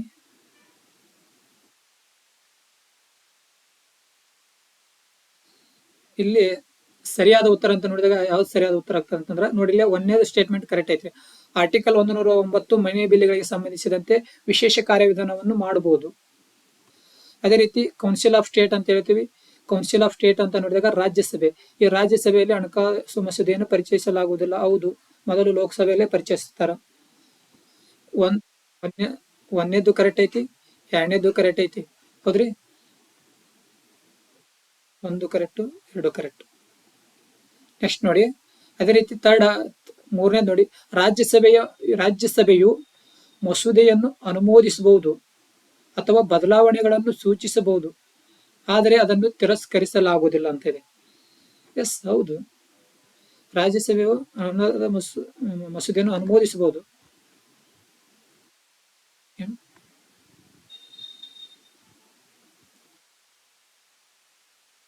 ರಾಜ್ಯಸಭೆಯು ಏನ್ ಮಾಡ್ಬೋದ್ರಿ, ಹಣಕಾಸು ಮಸೂದೆಯನ್ನು ಏನ್ ಮಾಡಬಹುದು, ಅನುಮೋದಿಸಬಹುದು ಅಥವಾ ಬದಲಾವಣೆಗಳನ್ನು ಸೂಚಿಸಬಹುದು, ಆದರೆ ಅದನ್ನು ತಿರಸ್ಕರಿಸಲಾಗುವುದಿಲ್ಲ. ಫೋರ್ತ್ ಆಪ್ಷನ್ ನೋಡಿ, ರಾಜ್ಯಸಭೆಯು ಸೂಚಿಸಿದ ಹಣದ ಮಸೂದೆಗೆ ತಿದ್ದುಪಡಿಗಳನ್ನು ಲೋಕಸಭೆಯು ಅಂಗೀಕರಿಸಬೇಕಂತಿದೆ. ಇಲ್ರಿ, ಅದಕ್ಕೆ ಅದೇನ್ ಆ ತರದ ಏನಿಲ್ಲಲ್ಲ. ರಾಜ್ಯಸಭೆಯು ಸೂಚಿಸಿದ ಹಣದ ಮಸೂದೆಗೆ ತಿದ್ದುಪಡಿಗಳನ್ನು ಲೋಕಸಭೆ ಮಾಡುವುದಿಲ್ಲ. ಇದು ತಪ್ಪು. ಫೋರ್ತ್ ಆಪ್ಷನ್ ತಪ್ಪು. ಹಾಗಾದ್ರೆ ಇಲ್ಲಿ ಸರಿಯಾದ ಉತ್ತರ ಯಾವ್ದಾಯ್ತು? 3 ಅಂದ್ರೆ 1, 2, 3 is the correct. Okay, yes. Next question, ಎಷ್ಟು 19ನೇ ಕ್ವಶನ್. ಭಾರತೀಯ ರಕ್ಷಣಾ ಪಡೆಗಳ 3 ಸೇವೆಗಳಲ್ಲಿ ಸಮಾನ ಶ್ರೇಣಿಯ ವಿಷಯದಲ್ಲಿ ಈ ಕೆಳಗಿನವುಗಳಲ್ಲಿ ಯಾವುದು ಸರಿಯಾಗಿ ಹೊಂದಾಣಿಕೆಯಾಗಿದೆ ಅಂತ. ಅಂದ್ರೆ ಈ ಭೂಸೇನೆ, ವಾಯುಸೇನೆ ಮತ್ತು ನೌಕಾಸೇನೆ ಅಂತ ಬರ್ತವೆ. ಎಲ್ಲವುಗಳಲ್ಲಿ 10 ಶ್ರೇಣಿಗಳನ್ನು ಇದಾವೆ. ಅಂದ್ರೆ ಆಫೀಸರ್ಗೆ ಕೊಡ್ತಕ್ಕಂತ ಒಂದು ಶ್ರೇಣಿಗಳಿವು. ಅಂದ್ರೆ ಬ್ರಿಗೇಡ್ ಅನ್ನೋದು ಒಂದು ಶ್ರೇಣಿ. ಅಂದ್ರೆ ಈ ತರದ 10 ಶ್ರೇಣಿಗಳದಾವೆ ಎಲ್ಲಲ್ಲಿ. ಅಂದ್ರೆ ಈ ವಾಯುಸೇನೆಯಲ್ಲ, ಭೂಸೇನೆಯಲ್ಲ ಆಯ್ತು, ವಾಯುಸೇನೆಯಲ್ಲ ಆಯ್ತು, ಅದೇ ರೀತಿ ನೌಕಾಸೇನೆಯಲ್ಲ ಆಯ್ತು. ಹಾಗಾದ್ರೆ ಇವು 3ಕ್ಕೂ ಸಮನಾಗಿರ್ತಕ್ಕಂಥ ಒಂದು ಹುದ್ದೆ, ಇದರಲ್ಲಿ ಯಾವುದು ಸರಿಯಾಗಿ ಹೊಂದಾಣಿಕೆ ಆಗಿದೆ ಅಂತ ಕ್ವಶನ್ ನೋಡಿ. ಇಲ್ಲಿ ಆಪ್ಷನ್ 1 ನೋಡಿ, ಇಲ್ಲಿ ಒಂದೇದ್ ನೋಡಿ, ಬ್ರಿಗೇಡಿಯರ್ ಅಂತಿದೆ. ಅದೇ ರೀತಿ ಏರ್ ಕಮೋಡರ್ ಅಂತಿದೆ. ಅದೇ ರೀತಿ ಏನಿದೆ ಅಂತಂದ್ರ ಕಮಾಂಡರ್ ಅಂತಿದೆ. ಹೌದಾ? ಹಾಗಾದ್ರೆ ಇಲ್ಲಿ ನೋಡಿ, ಬ್ರಿಗೇಡಿಯರ್ ಇದು ಸೈನ್ಯದ, ಇದು ಅಂದ್ರ ವಾಯುಸೇನೆಯಲ್ಲಿ, ಭೂಸೇನೆಯಲ್ಲಿ ಐತಿ, ಇದು ಕರೆಕ್ಟ್ ಇದೆ. ಓಕೆ, ನೆಕ್ಸ್ಟ್ ಅದೇ ರೀತಿ ಏರ್ ಕಮೋಡರ್ ಇದು ವಾಯುಪಡೆಯಲ್ಲಿ ಐತಿ, ಇದು ಏನಾಗಿದೆ, ಕರೆಕ್ಟ್ ಐತಿ. ಹಾಗಾದ್ರೆ ನೌಕಾಪಡೆಯಲ್ಲಿ ನೋಡಿ, ನೌಕಾಪಡೆಯಲ್ಲಿ ಏನಿದೆ ಕೊಟ್ಟನ, ಇಲ್ಲಿ ಕಮಾಂಡರ್ ಕೊಟ್ಟನ, ಇದು ಕಮಾಂಡರ್ಗೆ ಇಲ್ಲ ಸಮಾನತೆ ಅಲ್ಲ, ಇದ್ರ ಏರ್ ಕಮಾಂಡರ್ಗೆ, ಇವೆರಡಕ್ಕೂ ಸಮನಾಗಿರ್ತಕ್ಕಂಥ ಈ ನೌಕಾಪಡೆಯಲ್ಲಿ ಹುದ್ದೆ ಯಾವ್ದಂತ ನೋಡಿದಾಗ ಕಮೋಡರ್, ಬರೀ ಕಮಾಂಡರ್ ಇದು ಇಲ್ಲಿ ಕಮೋಡರ್ ಅಂತ ಬರುತ್ತೆ. ಯಾವ್ದ್ರಿ? ಕಮೋಡರ್. ನೌಕಾಪಡೆಯಲ್ಲಿ ಕಮೋಡರ್ ಅಂತ ಬರುತ್ತೆ. ಅಂದ್ರೆ ಈ 3 ಹುದ್ದೆಗಳಿಗೆ ಸಮನಾಗಿರ್ತಕ್ಕಂಥದ್ದು ಹುದ್ದೆ ಅಂತ ಹೇಳ್ತೀವಿ. ಅಂದ್ರೆ ಇದು 1ನೇ ಸ್ಟೇಟ್ಮೆಂಟ್ ಏನೈತಿ, ರಾಂಗ್ ಆಯ್ತು. ಎರಡನೇದ್ ನೋಡ್ರಿ, major general, air vice marshal, ಅದೇ ರೀತಿ ವೈಸ್ ಅಡ್ಮಿರಲ್ ಅಂತಿದೆ. ಮೇಜರ್ ಜನರಲ್ ಓಕೆ, ಭೂಸೇನೆ. ಏರ್ ಮಾರ್ಷಲ್ ಅಂತಿದೆ, ಅದು ಕೂಡ ಓಕೆ. ಹಾಗಾದ್ರೆ ಇಲ್ಲಿ ನೋಡಿ ವೈಸ್ ಅಡ್ಮಿರಲ್ ಅಂತ ಇದಿಲ್ಲ, ಇದು ತಪ್ಪು. ಇಲ್ಲಿ ವೈಸ್ ಅಡ್ಮಿರಲ್ ಆಗಬಾರ್ದು, ಇಲ್ಲಿ ರಿಯರ್ ಅಡ್ಮಿರಲ್ ಅಂತ ಬರ್ತಾರೆ. ಹಿಂದಿನ ಅಡ್ಮಿರಲ್ ಅಂತ ಹೇಳ್ತೀವಿ, ರಿಯರ್ ಅಡ್ಮಿರಲ್. ಇದಕ್ಕೆ ಸಮನಾಗಿರ್ತಕ್ಕಂಥ ಹುದ್ದೆ ಯಾವ್ದಂತ ನೋಡಿದಾಗ ಇಲ್ಲೇ ರಿಯರ್ ಅಡ್ಮಿರಲ್, ವೈಸ್ ಅಡ್ಮಿರಲ್ ಅಲ್ಲ. ಹಾಗಾಗಿ ಇದು ಕೂಡ ಏನಾಗ್ತದ, ತಪ್ಪಾಗ್ತದ. ಒಂದನೇದು ತಪ್ಪು, ಎರಡನೇದು ತಪ್ಪು. ಇದು ಥರ್ಡ್ ಒನ್ ನೋಡಿ, ಮೇಜರ್ ಭೂಸೇನೆ, ಓಕೆ ಕರೆಕ್ಟ್. ಸ್ಕ್ವಾಡ್ರನ್ ಲೀಡರ್ ಇದು ಕರೆಕ್ಟ್, ವಾಯುಪಡೆಯಲ್ಲಿ ಇದಕ್ಕೂ ಹುದ್ದೆ ಸಮನಾಗಿದೆ. ಅದೇ ರೀತಿ ನೌಕಾಪಡೆಯಲ್ಲಿ ಲೆಫ್ಟಿನೆಂಟ್ ಕಮಾಂಡರ್, ಎಸ್ ಇದು ಕರೆಕ್ಟ್ ಇದೆ.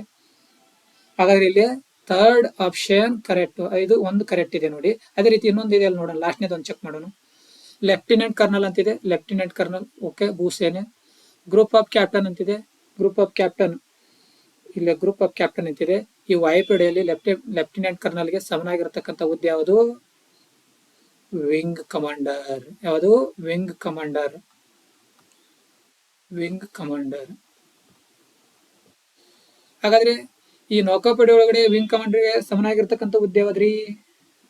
Only commander. ಯಾವುದು? ಓನ್ಲಿ ಕಮಾಂಡರ್, ಬರೇ ಕಮಾಂಡರ್. ಅಲ್ಲಿ ಮ್ಯಾಲ ಕೊಟ್ಟಿದ್ರಲ್ಲ ಅದು. ಇದು ಕೂಡ ತಪ್ಪಾಯ್ತು. 1 ತಪ್ಪು, 2 ತಪ್ಪು, 4 ತಪ್ಪು. ಅಂದ್ರೆ ಸರಿಯಾದ ಉತ್ತರ ಯಾವ್ದಾಯ್ತು? ಇಲ್ಲಿ ಓನ್ಲಿ ಥರ್ಡ್ ಆಯ್ತು. ಅಂದ್ರೆ ಇಲ್ಲಿ ನೋಡಿ ಯಾವ್ದು ಮೂರನೇ, ಇದು 4th ಆಪ್ಷನ್ ಇದೆ ನೋಡಿ, ಇದು ಕರೆಕ್ಟ್. ನಿಮ್ಗೆ ಆರ್ಡರ್ ವೈಸ್ ಇವು ಎಲ್ಲ ನೌಕಾಪಡೆ, ವಾಯುಪಡೆ, ಭೂಪಡೆ ಅದೆಲ್ಲ ನಮ್ಮ ಗ್ರೂಪ್ ಅಲ್ಲಿ ಹಾಕಿರ್ತೀವಿ, ನೋಡ್ಕೊರಿ ಆಮೇಲೆ. ಓಕೆ, ಎಸ್, ಕ್ಲಾಸ್ ಮುಗಿದ. ನೆಕ್ಸ್ಟ್ ಕ್ವಶನ್, 20ನೇ ಕ್ವಶನ್.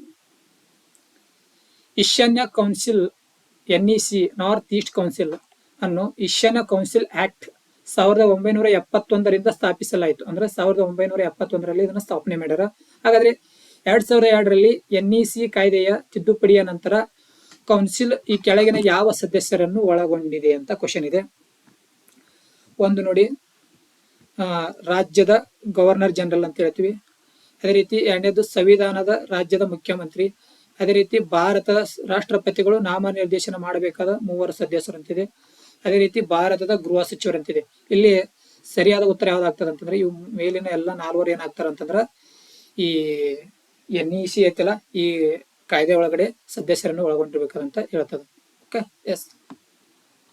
ನೆಕ್ಸ್ಟ್ 21 ಕ್ವಶನ್, 21ನೇ ಕ್ವಶನ್ ಬಂತು ನೋಡ್ರಿ. ನಾರಿ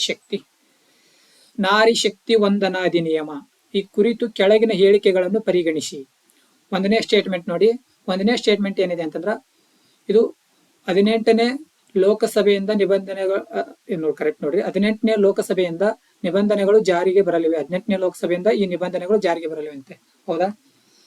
ಅದೇ ರೀತಿ ನೋಡಿ, 2ನೇ ನೋಡಿ, ಇದು ಕಾಯ್ದೆಗಾಗಿ 15 ವರ್ಷಗಳು ಜಾರಿಯಲ್ಲಿರ್ತದೆ. ಏನಾದ್ರು ಕಾಯ್ದೆ ಆಯ್ತಂದ್ರೆ ಇದು 15 ವರ್ಷಗಳವರೆಗೆ ಜಾರಿಯಲ್ಲಿರ್ತದೆ ಅಂತ. ಅದೇ ರೀತಿ ಪರಿಶಿಷ್ಟ ಜಾತಿಗಳಿಗೆ ಮೀಸಲಾದ ಕೋಟಾದೊಳಗಡೆ ಪರಿಶಿಷ್ಟ ಜಾತಿಯ ಮಹಿಳೆಯರಿಗೆ ಸೀಟುಗಳ ಮೀಸಲಾತಿಗೆ ನಿಬಂಧನೆಗಳಿವೆ ಅಂತೆ. ಹೌದು, ಇದು ಮೊದಲ ಇದು ನಡೀತಿತ್ತಲ್ರಿ, ಡಿಲಿಮಿಟೇಷನ್. ಅಂದ್ರೆ 1952ರಿಂದ ಅವಾಗ್ಲಿಂದನೇ ಜಾರಿಗಿದೆ. ಅಂದ್ರೆ ಇದು 1ನೇದು ತಪ್ಪೈತ್ರಿ, 18ನೇ ಲೋಕಸಭೆಯಿಂದಲ್ಲ, ಮೊದಲನೇ ಲೋಕಸಭೆಯಿಂದ ಬಂದಿರ್ತದೆ ಅದು. Okay, yes. ಅಂದ್ರೆ ಇಲ್ಲಿ ಎರಡನೇದು ನೋಡ್ರಿ, ಇದು ಕಾಯ್ದೆಗಾಗಿ 15 ವರ್ಷಗಳವರೆಗೆ ಜಾರಿಯಲ್ಲಿರ್ತದೆ. ಇದು ಸರಿ ಇದೆ. 2ನೇದು ಸರಿ ಇದೆ. ಪರಿಶಿಷ್ಟ ಜಾತಿಗಳಿಗೆ ಮೀಸಲಾದ ಕೋಟಾದೊಳಗಡೆ ಪರಿಶಿಷ್ಟ ಜಾತಿಯ ಮಹಿಳೆಯರಿಗೆ ಏನ್ ಮಾಡ್ತಾರ ಅಂತಂದ್ರ ಸೀಟುಗಳನ್ನು ಮೀಸಲಾತಿರ್ತಾವ. ಇದು ಕೂಡ ಸರಿ ಐತಿ. ಹಾಗಾದ್ರೆ ಇಲ್ಲಿ 2, 3 ಕರೆಕ್ಟ್ ಐತಿ. ಆಪ್ಷನ್ ಎಲ್ಲ ಐತಿ ನೋಡ್ರಿ, 2, 3, third option is the correct. Next question, ವ್ಯಾಯಾಮ ಮಿತ್ರ ಶಕ್ತಿ 2023ರ ಕುರಿತು ಈ ಕೆಳಗಿನ ಯಾವ ಹೇಳಿಕೆಗಳು ಸರಿಯಾಗಿವೆ ಅಂತಿದೆ ನೋಡಿ. ಇಲ್ಲಿ ಒಂದನೇ ಹೇಳಿಕೆ ನೋಡಿ, ಇದು ಭಾರತ ಮತ್ತು ಬಾಂಗ್ಲಾದೇಶದ ಜಂಟಿ ಮಿಲಿಟರಿ ವ್ಯಾಯಾಮವಾಗಿತ್ತಂತ.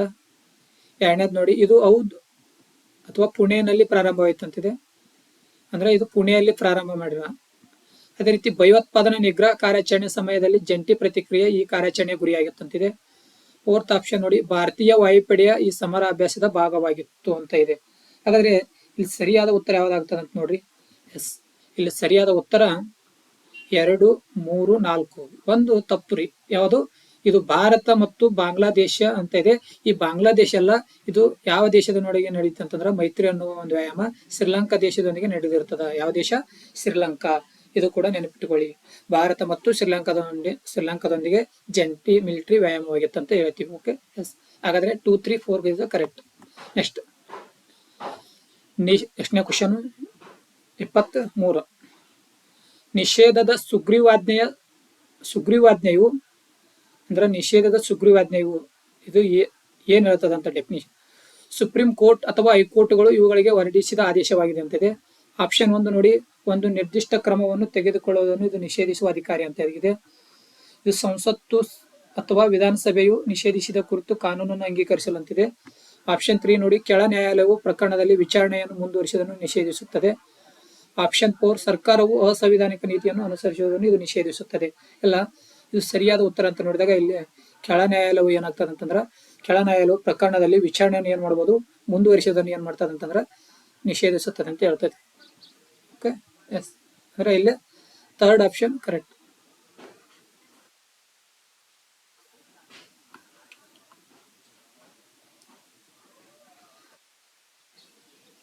ನೆಕ್ಸ್ಟ್ ಕ್ವಶನ್, ಈ ಕೆಳಗಿನ ಹೇಳಿಕೆಗಳನ್ನು ಪರಿಗಣಿಸಿ. ಒಂದನೇದ್ ನೋಡ್ರಿ, ರಾಜ್ಯದ ರಾಜ್ಯಪಾಲರೇ ಆ ರಾಜ್ಯದ ಯಾವುದೇ ಸಮುದಾಯವನ್ನು ಪರಿಶಿಷ್ಟ ಪಂಗಡ ಎಂದು ಗುರುತಿಸಿ ಘೋಷಿಸುತ್ತಾರೆ. ಎಸ್, ಅಬ್ಸಲ್ಯೂಟ್ಲಿ, ಖಂಡಿತವಾಗಿಯೂ ಇದು ಕರೆಕ್ಟ್.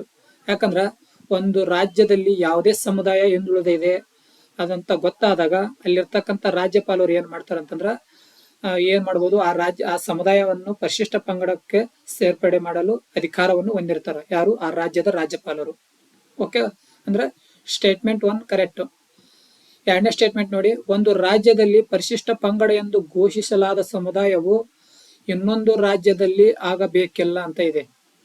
ಹೌದು, ಒಂದು ರಾಜ್ಯದಲ್ಲಿ ಪರಿಶಿಷ್ಟ ಪಂಗಡ ಎಂದು ಘೋಷಿಸಲಾದ ಸಮುದಾಯವು ಇನ್ನೊಂದು ರಾಜ್ಯದಲ್ಲಿ ಘೋಷಿಸುವಂತಿಲ್ಲ.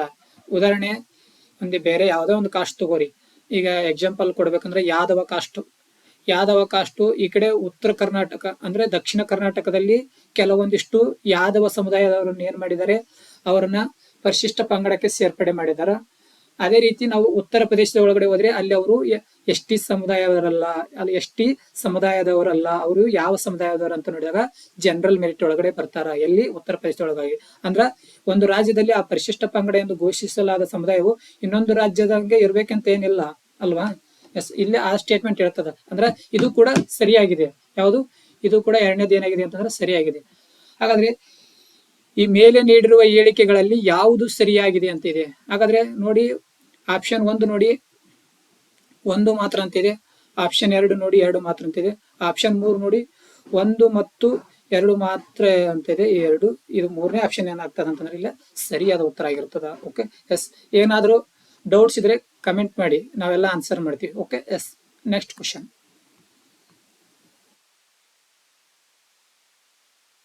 ಕ್ವಶನ್, ಬಜೆಟ್ಗೆ ಸಂಬಂಧಪಟ್ಟಂತ ಕ್ವಶನ್. 25ನೇ ಕ್ವಶನ್, ಕೇಂದ್ರ ಬಜೆಟ್ಗೆ ಸಂಬಂಧಿಸಿದಂತೆ ಈ ಕೆಳಗಿನ ಹೇಳಿಕೆಗಳನ್ನು ಪರಿಗಣಿಸಿ. ಕೇಂದ್ರ ಬಜೆಟ್ಗೆ ಸಂಬಂಧಿಸಿದಂತೆ ಈ ಕೆಳಗಿನ ಹೇಳಿಕೆಗಳನ್ನು ಪರಿಗಣಿಸಿ ಅಂತ ಹೇಳೋಣ. ಹಾಗಾದ್ರೆ 1ನೇ ಸ್ಟೇಟ್ಮೆಂಟ್ ಏನ್ ಹೇಳೋಣ, ಪ್ರಧಾನಮಂತ್ರಿಯ ಪರವಾಗಿ ಕೇಂದ್ರ ಹಣಕಾಸು ಸಚಿವರು ವಾರ್ಷಿಕ ಹಣಕಾಸು ಹೇಳಿಕೆಯನ್ನು ಸಂಸತ್ತಿನ ಉಭಯ ಸದನಗಳ ಮುಂದೆ ಇಡುತ್ತಾರೆ. ಹೌದ್ರಿ? ತಪ್ಪುರಿ. ಏನ್ರಿ? ತಪ್ಪು. ಅಂದ್ರ ಕೇಂದ್ರ ಹಣಕಾಸು ಪ್ರಧಾನಮಂತ್ರಿ ಅವ್ರು ಏನ್ ಮಾಡ್ತಾರ, ತಮ್ಮ ಪರವಾಗಿನ ಏನ್ ಮಾಡ್ತಾರ ಅಂತಂದ್ರ ಉಭಯ ಸಂಸತ್ತಿನಗಳ ಮುಂದೆ ಏನ್ ಮಾಡ್ತಾರ ಅಂತಂದ್ರ ವಾರ್ಷಿಕ ಹಣಕಾಸು ಹೇಳಿಕೆಯನ್ನು ಮುಂದಿಡ್ತಾರ. ಇದು ಸರಿ ಐತಿ. ಅಂದ್ರ ಒಂದೇದು ಕೇಂದ್ರ ಹಣಕಾಸು ಸಚಿವರ ಪರವಾಗಿ ಅಂತ ಐತಿ. ಕೇಂದ್ರ ಹಣಕಾಸು ಸಚಿವರ ಪರವಾಗಿಲ್ಲ, ತಮ್ಮ ಪರವಾಗಿನ ಏನ್ ಮಾಡ್ತಾರ ಅಂತಂದ್ರ ಅವರು ಉಭಯ ಸದನಗಳ ಮುಂದೆ ಇಡ್ತಾರ. ಎರಡನೇ ಸ್ಟೇಟ್ಮೆಂಟ್ ನೋಡಿ, ಒಕ್ಕೂಟ ಮಟ್ಟದಲ್ಲಿ ಭಾರತದ ರಾಷ್ಟ್ರಪತಿಗಳ ಶಿಫಾರಸಿನ ಹೊರತಾಗಿ ಅನುದಾನಕ್ಕೆ ಯಾವುದೇ ಬೇಡಿಕೆ ಇರುವಂತಿಲ್ಲ ಅಂತ ಇದೆ. ಇದು ಸರಿ ಐತಿ. ಒಕ್ಕೂಟದ ಮಟ್ಟದಲ್ಲಿ ಅಂದ್ರೆ ಕೇಂದ್ರ ಮಟ್ಟದಲ್ಲಿ ಮೇಲ್ಗಡೆ ಭಾರತದ ರಾಷ್ಟ್ರಪತಿಗಳ ಶಿಫಾರಸಿನ ಹೊರತಾಗಿ ಅನುದಾನಕ್ಕೆ ಯಾವುದೇ ಬೇಡಿಕೆ ಇರುವಂತಿಲ್ಲ. ಹೌದು, ಅಂದ್ರೆ ಇಲ್ಲಿ ಒಂದನೇ ಸ್ಟೇಟ್ಮೆಂಟ್ ರಾಂಗ್ ಆಯ್ತು, ಅಂದ್ರೆ ಎರಡನೇ ಸ್ಟೇಟ್ಮೆಂಟ್ ಕರೆಕ್ಟ್ ಐತಿ. ಹಾಗಾದ್ರೆ option 2 is the correct. Next question, 26ನೇ ಕ್ವಶನ್ ನೋಡಿ, ಈ ಕೆಳಗಿನವರಲ್ಲಿ ಯಾರು ದಿ ಇಂಡಿಯಾ ವೇ ಮತ್ತು ವೈ ಭಾರತ ಮ್ಯಾಟರ್ಸ್ ಪುಸ್ತಕದ ಲೇಖಕರು? ಅಂದ್ರ ಇತ್ತೀಚೆಗೆ ಬರೆದಿರ್ತಕ್ಕಂಥ ಇದು ಕೃತಿ ಒಂದು. ಯಾರು ಬರೆದಿದ್ದಾರೆ ನೋಡಿ. ಆಪ್ಷನ್ ಎ ನೋಡಿ, 1 ನೋಡಿ ಭೂಪೇಂದ್ರ ಯಾದವ್, 2ನೇದು ನೋಡಿ ನಳಿನ್ ಮೆಹ್ತಾ, 3ನೇದು ನೋಡಿ ಶಶಿ ತರೂರ್, 4 ನೋಡಿ ಸುಬ್ರಹ್ಮಣ್ಯಂ ಜಯಶಂಕರ್ ಅಂತ ಇದೆ. ಇಲ್ಲಿ ಸುಬ್ರಹ್ಮಣ್ಯಂ ಜಯಶಂಕರ್, ಎಸ್ ಜಯಶಂಕರ್ ಅವರು ಅಂತ ಹೇಳ್ತೀವಿ. ಎಸ್ ಜಯಶಂಕರ್ ಅವ್ರು ಏನ್ ಮಾಡಿದಾರೆ ಅಂತಂದ್ರ ಈ ವೈ ಮ್ಯಾಟರ್ಸ್ ಎಂಬ ಕೃತಿಯನ್ನು ಇತ್ತೀಚೆಗೆ ಬರೆದಿರ್ತಕ್ಕಂಥ ಲೇಖಕರು ಅಂತ ಹೇಳ್ತೀವಿ. Okay, yes. ವಿದೇಶಾಂಗ ವ್ಯವಹಾರಗಳ ಸಚಿವರಿದ್ದಾರೆ ಪ್ರಸ್ತುತ. ಮೋದಿ ಕ್ಯಾಬಿನೆಟ್ 3 ಈಗ ಆಯ್ತಲ್ಲ, ಅದರೊಳಗಡೆ ವಿದೇಶಾಂಗ ವ್ಯವಹಾರಗಳ ಏನಿದ್ದಾರೆ ಅಂತಂದ್ರೆ ಇವರು ಸಚಿವರು ಇದ್ದಾರೆ. ಓಕೆ, ನೆಕ್ಸ್ಟ್ ಕ್ವಶನ್ 27 ಕ್ವಶನ್, ಅಂತಾರಾಷ್ಟ್ರೀಯ ಸಂಬಂಧಗಳು ಅಂದ್ರೆ ಇಂಟರ್ನ್ಯಾಷನಲ್ ಕರೆಂಟ್ ಅಫೇರ್ಸ್ ಕ್ವಶನ್ ನೋಡಿದ. ಕೆಳಗಿನ ಜೋಡಿಗಳನ್ನು ಪರಿಗಣಿಸಿ ಅಂತಿದೆ. ದೇಶ ಮತ್ತು ಸುದ್ದಿಯಲ್ಲಿರಲಿಕ್ಕೆ ಕಾರಣ ನೋಡಿಲ್ಲ. ಒಂದೇದೇನಿದೆ, ಅರ್ಜೆಂಟೀನಾ ಅಂತ ಇದೆ. ಅರ್ಜೆಂಟೀನಾ ಇದು ಕೆಟ್ಟ ಆರ್ಥಿಕ ಬಿಕ್ಕಟ್ಟನ್ನು ಪ್ರಸ್ತುತ ಹೊಂದಿದೆ. ಹೌದು, ಈಗ ಪ್ರಸ್ತುತ ಅಂದ್ರ ಅತಿ ಕೆಟ್ಟ ಆರ್ಥಿಕ ಬಿಕ್ಕಟ್ಟನ್ನು ಎದುರಿಸುತ್ತಿರುವ ದೇಶ ಅಂತ ಹೇಳ್ತೀವಿ. ಯಾವುದು? ಅರ್ಜೆಂಟೀನಾ. ಇದು ಸರಿ ಇದೆ. ಅದೇ ರೀತಿ ಸೂಡಾನ್ ನೋಡಿ, ಸೂಡಾನ್ ದೇಶದ ಸಾಮಾನ್ಯ ಸೈನ್ಯ ಮತ್ತು ಅರೆಸೇನಾ ಪಡೆಗಳ ನಡುವೆ ಯುದ್ಧ ನಡೀತಿದೆ. ಹೌದು, ಈಗ ಸೂಡಾನ್ ಅಲ್ಲಿ ಅಲ್ಲೇ ತಮ್ಮೊಳಗಡೆ ತಮ್ಮ ದೇಶದೊಳಗಡೆ ಏನಾಗ್ತದೆ ಅಂತಂದ್ರೆ ಸಾಮಾನ್ಯ ಸೈನ್ಯರು ಮತ್ತು ಅರೆಸೇನಾ ಪಡೆಗಳಿಗೆ ಏನಾಗ್ತಾ ಇದೆ ಅಂತಂದ್ರೆ ಆ ಯುದ್ಧ ನಡೀತಾ ಇದೆ. ಇದು ಸರಿ ಇದೆ. ಎರಡನೇದು ಸರಿ ಇದೆ. ಒಂದನೇದು ಸರಿ ಇದೆ, ಎರಡನೇದು ಸರಿ ಇದೆ. ಮೂರನೇದು ನೋಡಿ, ಟರ್ಕಿ ನ್ಯಾಟೋ ಸದಸ್ಯತ್ವವನ್ನು ರದ್ದುಗೊಳಿಸಿದೆ ಅಂತ. ಇಲ್ಲ, ಇದು ತಪ್ಪು. ಅಂದ್ರೆ ಕೇವಲ ಎಷ್ಟು ಜೋಡಿಗಳು ಸರಿಯಾದವು? ಇಲ್ಲ, ಕೇವಲ 2 ಜೋಡಿಗಳು ಮಾತ್ರ ಸರಿಯಾದವು. Option 2 is the correct. Next question. ಅಮೀಡ್ ಪೈಪ್ಲೈನ್ಸ್ ಅಂದ್ರೆ ಇದು ಅಂತಾರಾಷ್ಟ್ರೀಯ ಸಂಬಂಧಪಟ್ಟಂತ ಒಂದು ಕರೆಂಟ್ ಅಫೇರ್ಸ್ ಆಗಿರ್ತದೆ. ಇದು ಕೂಡ ನೋಡಿ, ಸ್ಟೇಟ್ಮೆಂಟ್ 1 ನೋಡಿ, ಸಮದ್ ಪೈಪ್ಲೈನ್ ಯಾವ್ದ್ರಿ? ಸಮದ್ ಪೈಪ್ಲೈನ್ ಅಂತ ಹೇಳ್ತೀವಿ. ಈ ಸಮದ್ ಪೈಪ್ಲೈನ್ ಯುರೋಪಿಗೆ ಪರ್ಷಿಯನ್ ಗಲ್ಫ್ ಆಫ್ ತೈಲ ಮತ್ತು ನೈಸರ್ಗಿಕ ಅನಿಲ ಸಾಗಾಣಿಕೆಗೆ ಒಂದು ಕಾರ್ಯತಂತ್ರದ ಮಾರ್ಗ. ಈ ಸಮದ್ ಪೈಪ್ಲೈನ್ ಐತಲ್ಲ, ಯುರೋಪ್ಗೆ ಅಂದ್ರೆ ಆ ಕಡೆ ಯುರೋಪ್ ಕಂಟ್ರಿ ಇದೆಯಲ್ಲ, ಅಲ್ಲಿಗೆ ಏನ್ ಮಾಡ್ಬೇಕು ಅಂದ್ರೆ ಇದು ಗಲ್ಫ್ ಆಫ್ ಪರ್ಷಿಯನ್ ಮತ್ತು ಗಲ್ಫ್ ಆಫ್ ಪರ್ಷಿಯನ್ ತೈಲ ಮತ್ತು ನೈಸರ್ಗಿಕ ಅನಿಲಗಳಿಗೆ ಸಾಗಾಣಿಕೆಗೆ ಒಂದು ಕಾರ್ಯತಂತ್ರ ಮಾರ್ಗವಾಗಿದೆ ಅಂತ ಇದೆ. ಅದೇ ರೀತಿ ಎರಡನೇ ಸ್ಟೇಟ್ಮೆಂಟ್ ನೋಡಿ, ಸಮೀರ್ ಪೈಪ್ಲೈನ್ ಕೆಂಪು ಸಮುದ್ರವನ್ನು ಮೆಡಿಟೇರಿಯನ್ ಸಮುದ್ರದೊಂದಿಗೆ ಸಂಪರ್ಕಿಸುತ್ತದೆ ಅಂತಿದೆ. ಎಸ್, ಎರಡು ಸರಿಯಾಗಿದ್ದಾವೆ. ಸ್ಟೇಟ್ಮೆಂಟ್ 1 ಅಂಡ್ ಸ್ಟೇಟ್ಮೆಂಟ್ 2 ಎರಡು ಕರೆಕ್ಟ್. ಎಲ್ಲಿದೆ ಆಪ್ಷನ್? ಎಲ್ಲಿದೆ? ಇಲ್ಲಿದೆ ನೋಡಿ, ಒಂದೇ option. Statement 1 2 is the correct. Next question. ಈ ಕೆಳಗಿನ ಹೇಳಿಕೆಗಳನ್ನು ಪರಿಗಣಿಸಿ. ಒಂದನೇದು ನೋಡಿ, ಕೆಂಪು ಸಮುದ್ರವು, ಎಷ್ಟನೇ ಕ್ವಶನ್ ಇದು? 29ನೇ ಕ್ವಶನ್. ಅಂತಾರಾಷ್ಟ್ರೀಯ ಸಂಬಂಧಗಳು ಮತ್ತು ನಕ್ಷೆಗಳು, ಅದರ ರಿಲೇಟೆಡ್ ಕ್ವಶನ್ ಇರ್ತದೆ. ಈ ಕೆಳಗಿನ ಹೇಳಿಕೆಗಳನ್ನು ಪರಿಗಣಿಸಿ ಅಂತಿದೆ. ಒಂದು ನೋಡಿ, ಕೆಂಪು ಸಮುದ್ರವು ಯಾವುದೇ ರೂಪದಲ್ಲಿ ಕಡಿಮೆ ಮಳೆಯನ್ನು ಪಡೆಯುತ್ತದೆ. ಹೌದು, ಇದು ಯಾವುದೇ. ಸೆಕೆಂಡ್ ಸ್ಟೇಟ್ಮೆಂಟ್ ನೋಡಿ, ನದಿಗಳಿಂದ ಕೆಂಪು ಸಮುದ್ರಕ್ಕೆ ನೀರು ಹರಿಬರುವುದಿಲ್ಲ. ಅಂದ್ರೆ ಕೆಂಪು ಸಮುದ್ರಕ್ಕೆ ಯಾವುದೇ ರೀತಿ ನದಿಗಳಿಂದ ನೀರು ಹರಿದು ಬರುವುದಿಲ್ಲ ಅಂತ ಇದೆ. ಇಲ್ಲಿ ಕೆಳಗೆ ನೀಡಿರ್ತಕ್ಕಂಥ ಸ್ಟೇಟ್ಮೆಂಟ್ಗಳಲ್ಲಿ ಎಷ್ಟು ಯಾವ ಕರೆಕ್ಟ್ ಇದೆ ಅಂತ ಇದೆ. 1 ಮಾತ್ರ ಸರಿ ಇದೆನೋ, 2 ಮಾತ್ರ ಸರಿ ಇದೆನೋ, ಅಥವಾ 1 2 ಸರಿ ಇದೆನೋ, ಅಥವಾ 4ನೇದು ನೋಡಿ 1 ಅಥವಾ 2 ಯಾವುದು ಸರಿ ಇಲ್ಲ ಅಂತಾನೆ. ಇಲ್ಲಿ 1 ಮತ್ತು 2 ಕೂಡ ಏನಾಗಿದೆ ಅಂತಂದ್ರೆ ಸರಿ ಆಗ್ತವೆ. Okay, yes. ನೆಕ್ಸ್ಟ್ 30ನೇ ಕ್ವಶನ್.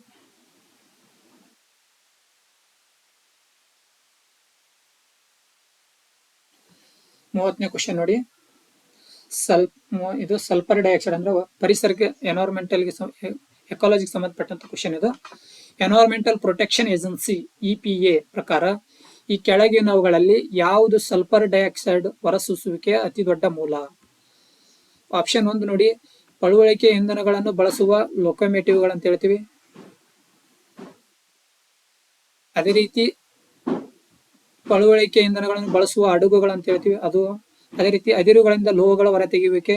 ಅದೇ ರೀತಿ 4th ಆಪ್ಷನ್, ಪಳುವಳಿಕೆ ಇಂಧನಗಳನ್ನು ಬಳಸುವ ವಿದ್ಯುತ್ ಸ್ಥಾವರಗಳಂತ ಹೇಳಿ, ಥರ್ಮಲ್ ಪವರ್ ಪ್ಲಾಂಟ್ಸ್ ಅಂತ ಹೇಳ್ತೀವಿ. ಇದಾಗ ಯಾವ್ದು ಸರಿಯಾದ ಉತ್ತರ ಆಗ್ತದೆ ನೋಡಿ.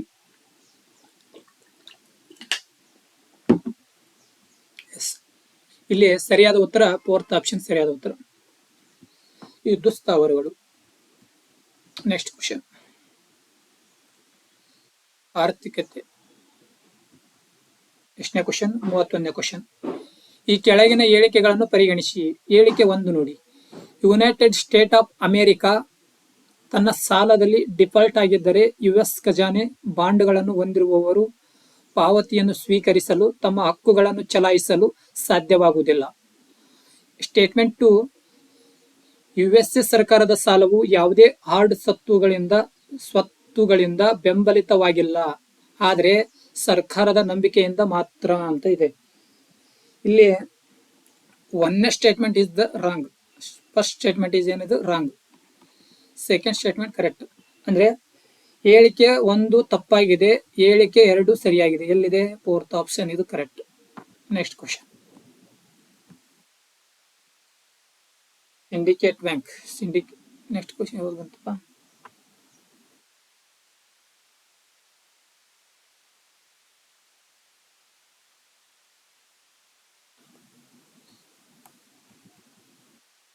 ಎಸ್, ಮುಂದಕ್ಕೆ ಹೋಗಿದೆ ಒಂದು ಕ್ವಶನ್ ಹಂಗೆ.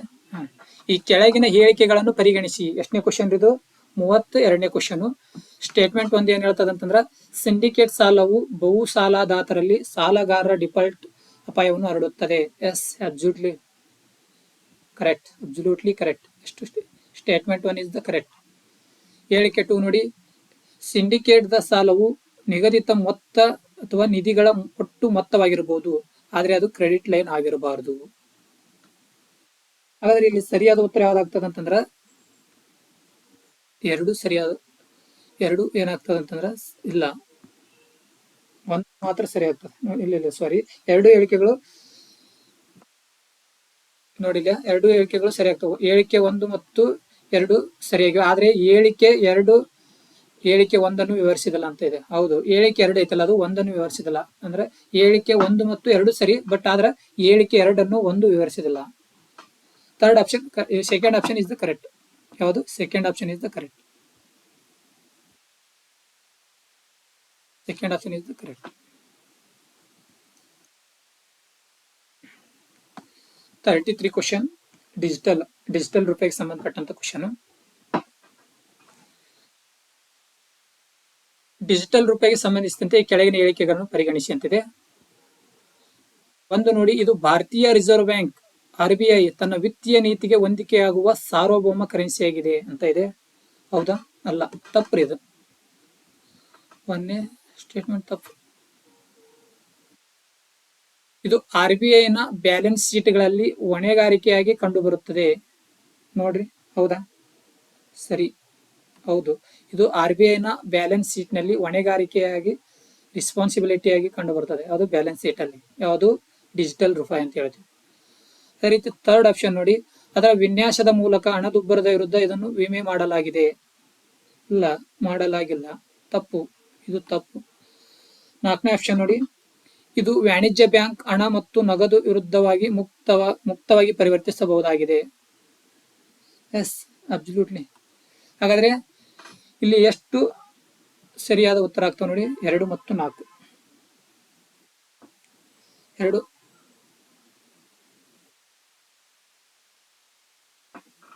2 ಮತ್ತು ಸಾರಿ ನೋಡ್ರಿ, ಇದು 1ನೇ ಆಪ್ಷನ್ ಕರೆಕ್ಟ್ ಇದೆ. ಇದು ಭಾರತೀಯ ರಿಸರ್ವ್ ಬ್ಯಾಂಕ್ RBI ತನ್ನ ವಿತ್ತೀಯ ನೀತಿಗೆ ಹೊಂದಿಕೆ ಆಗುವ ಸಾರ್ವಭೌಮ ಕರೆನ್ಸಿ ಆಗಿದೆ. ಹೌದು, ಇದೊಂದು ಕರೆನ್ಸಿ. ಡಿಜಿಟಲ್ ರೂಪಾಯಿ ಅನ್ನೋದು ಅದೊಂದು ಕರೆನ್ಸಿ. ಇದು 1ನೇ ಸ್ಟೇಟ್ಮೆಂಟ್ ಕರೆಕ್ಟ್ ಇದೆ, 2ನೇ ಸ್ಟೇಟ್ಮೆಂಟ್ ಕರೆಕ್ಟ್ ಇದೆ, 4th ಸ್ಟೇಟ್ಮೆಂಟ್ ಕರೆಕ್ಟ್ ಇದೆ. ಬಟ್ ಥರ್ಡ್ ಸ್ಟೇಟ್ಮೆಂಟ್ ಇದೆಯಲ್ಲ, ಇದು ರಾಂಗ್ ಇದೆ. ಓಕೆ, ಅಂದ್ರೆ 1, 2, 4 is the correct. 1, 2, 4 is the correct. 4th option is correct. Next question, 34ನೇ ಕ್ವಶನ್ ನೋಡಿ. ಎಷ್ಟನೇ ಕ್ವಶನ್ ರೀ? 34ನೇ ಕ್ವಶನ್. ಗೌತಮ್ ಬುದ್ಧನಿಗೆ ಸಂಬಂಧಪಟ್ಟಂತ ಕ್ವಶನ್ ಇದು. ಪ್ರಾಚೀನ ಭಾರತವನ್ನು ಉಲ್ಲೇಖಿಸಿ. ಗೌತಮ ಬುದ್ಧನನ್ನು ಸಾಮಾನ್ಯವಾಗಿ ಈ ಕೆಳಗಿನ ಯಾವ ವಿಶೇಷಣಗಳಿಂದ ಕರೆಯಲಾಗುತ್ತಿದೆ? 1 ನಯಪುತ್ತ, 2 ಶಾಕ್ಯ ಮುನಿ, 3 ತಥಾಗತ. ಇಲ್ಲಿ ನೋಡ್ರಿ, ಇಲ್ಲಿ ಸರಿಯಾದ ಉತ್ತರ ಅಂತ ನೋಡಿದಾಗ 2 ಮತ್ತು 3 ಎಲ್ಲಿತ್ತು ನೋಡ್ರಿ? 2 ಮತ್ತು 3. 2 ಮತ್ತು 3 ಇದ್ದ ಸರಿಯಾದ ಉತ್ತರ ಆಗ್ತದೆ. ಈ ಶಾಕ್ಯ ಮುನಿ ಅಂತಂದು ಎದಕ್ಕೆ ಇವರಿಗೆ ವಿಶೇಷ ಗುಣ ಇತ್ತಂತ ನೋಡಿದಾಗ, ಇವರು ಶಾಕ್ಯ ಕುಲದ ಸದಸ್ಯನಾಗಿರ್ತಾರೆ. ಹಾಗಾಗಿ ಇವರಿಗೆ ಶಾಕ್ಯ ಮುನಿ ಅಂತಂದು ಏನಿರ್ತದೆ ಅಂತಂದ್ರೆ ಒಂದು ವಿಶೇಷ ಗುಣಲಕ್ಷಣ ಇರ್ತದೆ. ಯಾರಿಗೆ? ಬುದ್ಧಗೆ, ಗೌತಮ್ ಬುದ್ಧನಿಗೆ. ಅದೇ ರೀತಿ ಇಲ್ಲಿ ತಥಾಗತ ಅಂತಂದ್ರ ಇಲ್ಲಿದೆ ನೋಡಿ, ಥರ್ಡ್ ಆಪ್ಷನ್ ತಥಾಗತ ಅಂತ ನೋಡ್ತೀವಿ. ತಥಾಗತ ಅಂತಂದ್ರೆ ಇದರ ಅರ್ಥ ಪರಿಪೂರ್ಣ, ವಿಶೇಷ ಅಂತ ಹೇಳ್ತೀವಿ. ಏನ್ರಿ? ಪರಿಪೂರ್ಣ ಅಥವಾ ಹೀಗೆ ಹೋದವರು, ಹೀಗೆ ಬಂದವರು ಅಂತ ಕರಿತೀವಿ. ತಥಾಗತ ಈ ಸಲ ಮಾಡೇ ಬಿಡೋಣ. ಹೀಗೆ ಬಂದವರು, ಹೀಗೆ ಹೋದವರು, ಪರಿಪೂರ್ಣ ಅಂತ ಹೇಳ್ತೀವಿ. ಏನ್ರಿ? ತಥಾಗತ ಅಂದ್ರೆ. ಹಾಗಾಗಿ 2 ಮತ್ತು 3 ಸರಿ ಇಲ್ಲ. 2 ಮತ್ತು 3 ಸರಿ ಆಗ್ತದೆ. ಅಂದ್ರೆ second option is the correct. ನೋಡಿ, ನೆಕ್ಸ್ಟ್ ಕ್ವಶನ್. ಎಷ್ಟನೇ ಕ್ವಶನ್? 35 ಕ್ವಶನ್. ಪುರಾತತ್ವ ಇಲಾಖೆ ಸಂಬಂಧಪಟ್ಟಂತ ಒಂದು ಕ್ವಶನ್ ಇರ್ತದೆ. ಪುರಾತತ್ವ ಇಲಾಖೆ ಸಂಬಂಧಪಟ್ಟಂತ ಒಂದು ಸ್ಥಳದ ಬಗ್ಗೆ ಒಂದು ಕ್ವಶನ್ ಇರ್ತದೆ. ಇಲ್ಲೇ ಒಂದ್ ಸೈಡ್ ಪುರಾತತ್ವ ಶಾಸ್ತ್ರದ ತಾಣಗಳನ್ನು ಕೊಟ್ಟಾನ, ಒಂದ್ ಸೈಡ್ ಮೆಡಲ್ ರಾಜ್ಯಗಳು ಕೊಟ್ಟಾನ, ಈ ಸೈಡ್ ಎಕ್ಸ್ಪ್ಲನೇಷನ್ ಕೊಟ್ಟಾನ, ರಾಜ್ಯಗಳು ಕೊಟ್ಟಾನ. ಹಾಗಾದ್ರೆ ಒಂದೇದ್ ನೋಡಿ, ಚಂದ್ರಕೇತುಗರ್, ಇದು ಒಡಿಸ್ಸಾ ರಾಜ್ಯದಲ್ಲಿದೆ ಅಂತೆ. ಇದು ವ್ಯಾಪಾರ ಬಂದರು ಪಟ್ಟಣ ಅಂತ. ಹೌದಾ? ತಪ್ಪು. ಚಂದ್ರಕೇತುಗರ್ ಒಡಿಸ್ಸಾದಲ್ಲಿಲ್ಲ, ಛತ್ತೀಸ್ಗಢ ಒಳಗಡೆ ಕಂಡು ಬರ್ತದೆ. ಎಲ್ಲಿ? ಛತ್ತೀಸ್ಗಢ ಅಂತ ಏನು ಹೇಳ್ತೀವಿ. ಈ ಛತ್ತೀಸ್ಗಢ ರಾಜ್ಯದೊಳಗಡೆ ಏನ್ ಮಾಡಬಹುದು? ಈ ಚಂದ್ರಕೇತುಗರ್ ಅನ್ನೋದನ್ನ ನಾವು ಏನ್ ಮಾಡಬಹುದು? ಕಾಣಬಹುದು. ಒಡಿಸ್ಸಾದಲ್ಲಿಲ್ಲ. ನೋಡಿ, ಸೆಕೆಂಡ್ ಇನಾಮ್ಗಾಂವ್ ಅಂತಿದೆ. ಇದು ಇನಾಮ್ಗಾಂವ್ ಮಹಾರಾಷ್ಟ್ರದಲ್ಲಿದೆ. ಚಾಲೋತಿಕ್ ಸೈಟ್ ಅಂತ. ಹೌದು ಹೌದು, ಎಸ್, ಎರಡನೇ ಸ್ಟೇಟ್ಮೆಂಟ್ ಎರಡನೇದು ಸರಿಯಾಗಿದೆ. ಇನಾಮ್ಗಾಂವ್ ಅನ್ನೋ ಒಂದು ಪುರಾತತ್ವ ಶಾಸ್ತ್ರ ತಾಣ ಎಲ್ಲಿದೆ ಅಂತಂದ್ರೆ ಇನಾಮ್ಗಾಂವ್. ಇದು ಎಲ್ಲಿದೆ ಅಂತಂದ್ರೆ ಮಹಾರಾಷ್ಟ್ರದಲ್ಲಿದೆ. ಇದು ಒಂದು ಚಾಲೋತಿಕ್ ಸೈಟ್ ಅಂತ ಹೇಳ್ತೀವಿ. ಅದೇ ರೀತಿ ಮಂಗಾಡು, ಇದು ಕೂಡ ಕೇರಳ ರಾಜ್ಯದಲ್ಲಿದೆ ಅಂತೆ, ಸರಿಯಾಗಿದೆ. ಅದೇ ರೀತಿ ಇದು ಮೆಗಾತಾಲಿಕ್ ಸೈಟ್ ಅಂತ ಹೇಳ್ತೀವಿ, ಇದು ಕರೆಕ್ಟ್. ಈ ಸಾಲಿಗುಂಡಮ್, ಇದು ಆಂಧ್ರ ಪ್ರದೇಶದಲ್ಲಿದೆ ಅಂತೆ, ಇದೆ. ಆದ್ರೆ ಇದು ಬಂಡೆಯಿಂದ ಕತ್ತರಿಸಿದ ಗುಹಾಲ ದೇವಾಲಯಗಳಂತಿದೆ. ಅಲ್ಲ, ಇದು ಗುಹಾಲಯ ದೇವಾಲಯಗಳಲ್ಲ. ಬಂಡೆಯಿಂದ ಕತ್ತರಿಸಿದಕ್ಕೆ ಏನಂತ ಕರಿತಾರೆ, ರಾಕ್ ಕಟ್ಸ್ ಅಂತ ಹೇಳ್ತಾರೆ. ಏನಂತ ಕರಿತಾರ, ರಾಕ್ ಕಟ್ಸ್ ಟೆಂಪಲ್ಸ್ ಅಂತ ಹೇಳ್ತಾರೆ. ಆದ್ರೆ ಇವು ರಾಕ್ಸ್ ದೇವಾಲಯಗಳಲ್ಲ. ಬಟ್ ಎಂತ ದೇವಾಲಯಗಳಂತ ನೋಡಿದಾಗ ಬೌದ್ಧ ವಸತುಗಳಾಗಿವೆ. ಏನಾಗ್ಯಾವ, ಸಾಲಿಗುಂಡಮ್ ಬೌದ್ಧ ವಸಾಹತುಗಳು ಅಂತ ಹೇಳ್ತೀವಿ. ಯಾವ್ರಿ, ಬೌದ್ಧ ವಸಾಹತುಗಳು. ನೋಡಿ, ಇದು ತಪ್ಪಿದೆ, ಇದು ತಪ್ಪಿದೆ. ಅದೇ ಒಂದನೇ ಆಪ್ಷನ್ ಕೂಡ ತಪ್ಪು. ಅಂದ್ರೆ ಇಲ್ಲ 2, 3 ಕರೆಕ್ಟ್ ಆಗ್ತದ. ಇಲ್ಲಿ ನೋಡಿ, ಯಾವ್ದಿದೆ option 2, 3. Yes, second option is the correct, 2, 3. Next question, ಭಟ್ಕಳದಲ್ಲಿ ಎಷ್ಟನೇ ಕ್ವಶನ್ ಇದೆ? ಭಟ್ಕಳದಲ್ಲಿ 37ನೇ question.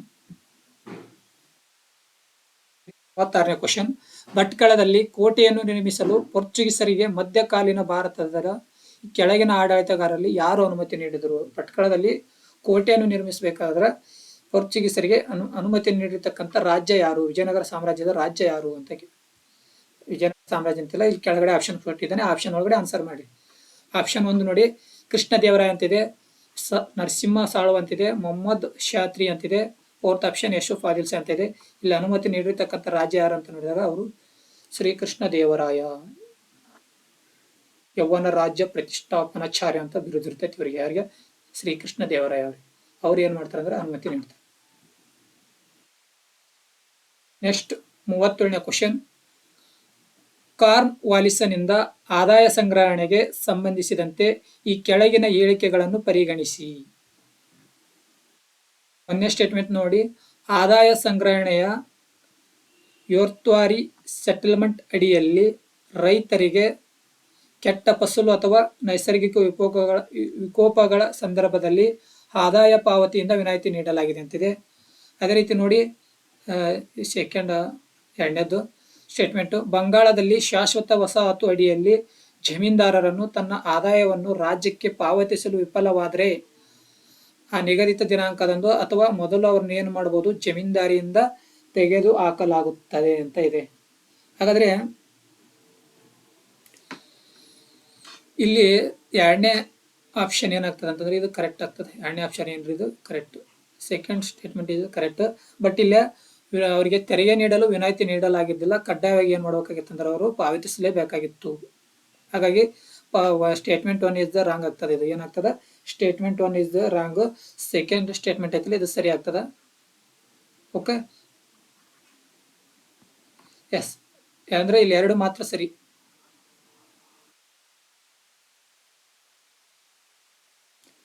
Next next question,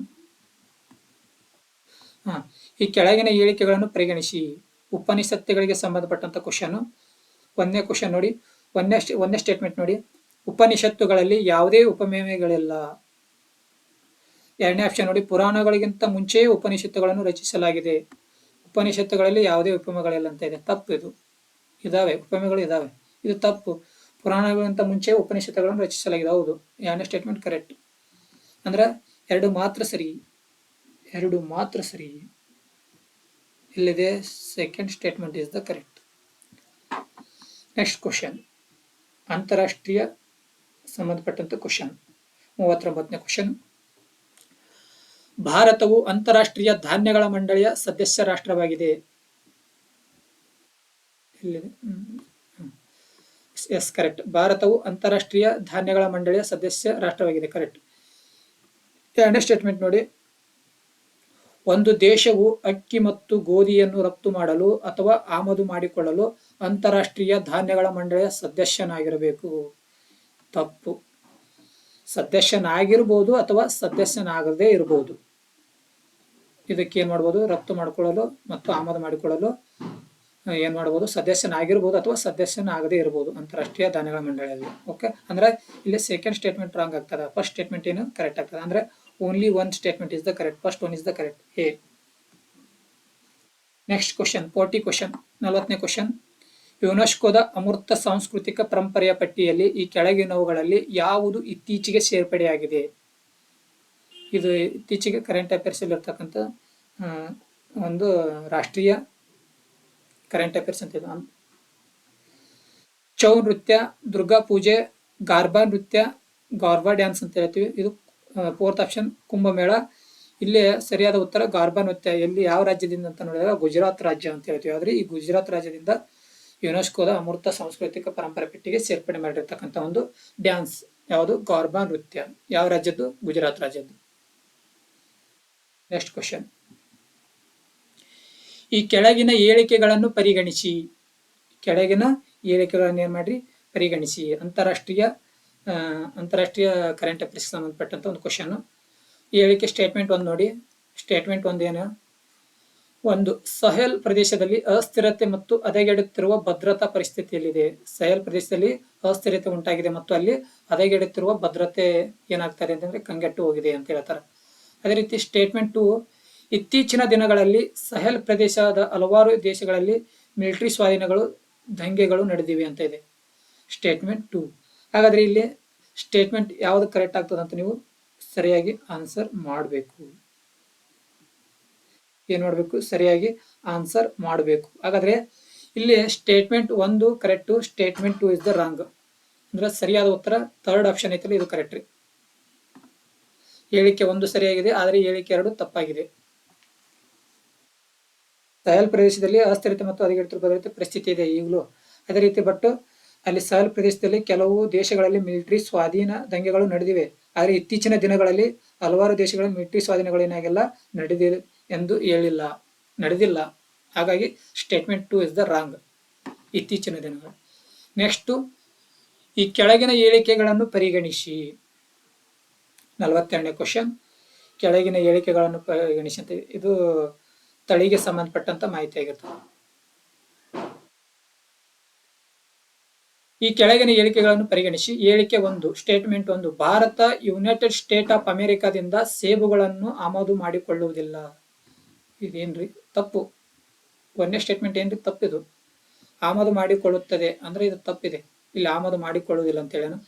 statement 2 ನೋಡಿ, ಭಾರತದಲ್ಲಿ ಸಮರ್ಥ ಪ್ರಾಧಿಕಾರದ ಅನುಮೋದನೆ ಇಲ್ಲದೆ ತಳೀಯವಾಗಿ ಮಾರ್ಪಡಿಸಿದ ಆಹಾರವನ್ನು ಅಥವಾ ಹಣ್ಣುಗಳನ್ನು, ಧಾನ್ಯ, ಯಾವುದೇ ರೀತಿಯ ಆಹಾರವನ್ನು ಆಮದು ಮಾಡಿಕೊಳ್ಳುವುದು ಕಾನೂನು ನಿಷೇಧಿಸುತ್ತದೆ. ಸರಿ, ಹೌದು. ಭಾರತದಲ್ಲಿ ಒಂದು ಪ್ರಾಧಿಕಾರ ಐತಿ, ಆ ಪ್ರಾಧಿಕಾರದ ಅನುಮತಿ ಇಲ್ಲದೆ ತಳೀಯವಾಗಿ ಮಾರ್ಪಡಿಸಿದ ಆಹಾರವನ್ನು ಏನ್ ಮಾಡಿಕೊಳ್ಳುವಂತೆಲ್ಲ ಆಮದು ಮಾಡಿಕೊಳ್ಳುವುದನ್ನು ಏನ್ ಮಾಡ್ತದೆ? ಕಾನೂನು ನಿಷೇಧಿಸುತ್ತದೆ. ಅಂದ್ರ statement 1 wrong, statement 2 is the correct. ಎಲ್ಲಿದೆ ನೋಡಿ? ಹೇಳಿಕೆ 1 ತಪ್ಪಾಗಿದೆ, ಆದ್ರೆ ಹೇಳಿಕೆ 2 ಸರಿಯಾಗಿದೆ. Fourth option. ಹೇಳಿಕೆ 1 ತಪ್ಪಾಗಿದೆ, ಆದ್ರೆ ಹೇಳಿಕೆ 2 ಸರಿಯಾಗಿದೆ. ಇದು ಸರಿಯಾದ ಉತ್ತರ ಆಗ್ತದೆ. ಫೋರ್ತ್ ಆಪ್ಷನ್ ನೋಡಿ. ಎಷ್ಟನೇ ಕ್ವಶನ್? 43ನೇ ಕ್ವಶನ್ ನೋಡಿ. ಲೋಕಸಭೆ ಸ್ಪೀಕರ್ ಪದಚ್ಯುತಿಗೆ ಸಂಬಂಧಪಟ್ಟಂತ ಕ್ವಶನ್ ಇದು. ಲೋಕಸಭೆ ಸ್ಪೀಕರ್ ಅನ್ನು ಉಲ್ಲೇಖಿಸಿ ಕೆಳಗಿನ ಹೇಳಿಕೆಗಳನ್ನು ಪರಿಗಣಿಸಿದಂತಿದೆ. ಲೋಕಸಭೆಯ ಸ್ಪೀಕರ್ ಪದಚ್ಯುತಿಗೆ ಯಾವುದೇ ನಿರ್ಣಯವು ಪರಿಗಣನೆಯಲ್ಲಿದೆ. ಅಂದ್ರೆ ಪ್ರಸ್ತುತ ಯಾವ ನಿರ್ಣಯ ಪರಿಗಣನೆಯಲ್ಲಿದೆ, ಪ್ರಸ್ತುತ ಚಾಲ್ತಿಯಲ್ಲಿದೆ ಅಂತ. ಅವನು ಅಥವಾ ಅವಳು ಅಧ್ಯಕ್ಷತೆ ವಹಿಸಬಾರದು. 1ನೇ ಸ್ಟೇಟ್ಮೆಂಟ್. ಅವನು ಅಥವಾ ಅವಳು ಮಾತನಾಡುವ ಹಕ್ಕನ್ನು ಹೊಂದಿರುವುದಿಲ್ಲ. ಇಲ್ಲ, ಹೊಂದಿರುತ್ತಾರೆ. ಇದು ತಪ್ಪು. ಅವನು ಅವಳು ಮಾತನಾಡುವ ಹಕ್ಕನ್ನು ಹೊಂದಿರುವುದಿಲ್ಲ. ಇಲ್ಲ, ಸ್ವಾತಂತ್ರ್ಯ ಕೊಟ್ಟಿರ್ತಾರಲ್ಲ, ಸ್ಪೀಕರ್ ಮಾತನಾಡುವ ಹಕ್ಕನ್ನು ಉಳಿಸಿಕೊಂಡಿರ್ತಾರ.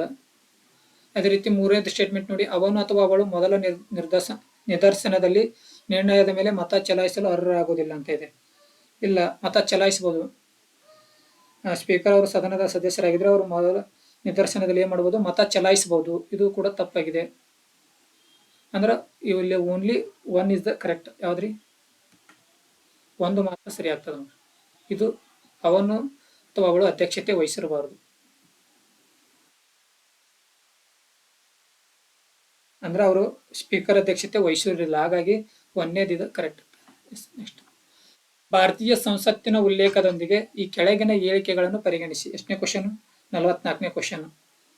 ಇದು ಒಂದು ಮಸೂದೆಗೆ ಅಂಗೀಕಾರ ಸಂಬಂಧಪಟ್ಟಂತ ಕ್ವಶನ್. ಭಾರತೀಯ ಸಂಸತ್ತಿನ ಉಲ್ಲೇಖದೊಂದಿಗೆ ಈ ಕೆಳಗಿನ ಹೇಳಿಕೆಗಳನ್ನು ಪರಿಗಣಿಸಿ.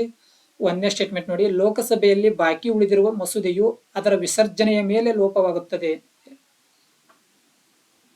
ಕರೆಕ್ಟ್ ಏನ್ರಿ? ಲೋಕಸಭೆಯಲ್ಲಿ ಬಾಕಿ ಉಳಿದಿರುವ ಮಸೂದೆಯು ಅದರ ವಿಸರ್ಜನೆಯ ಮೇಲೆ ಲೋಪವಾಗುತ್ತದೆ. ಇದು ಕರೆಕ್ಟ್.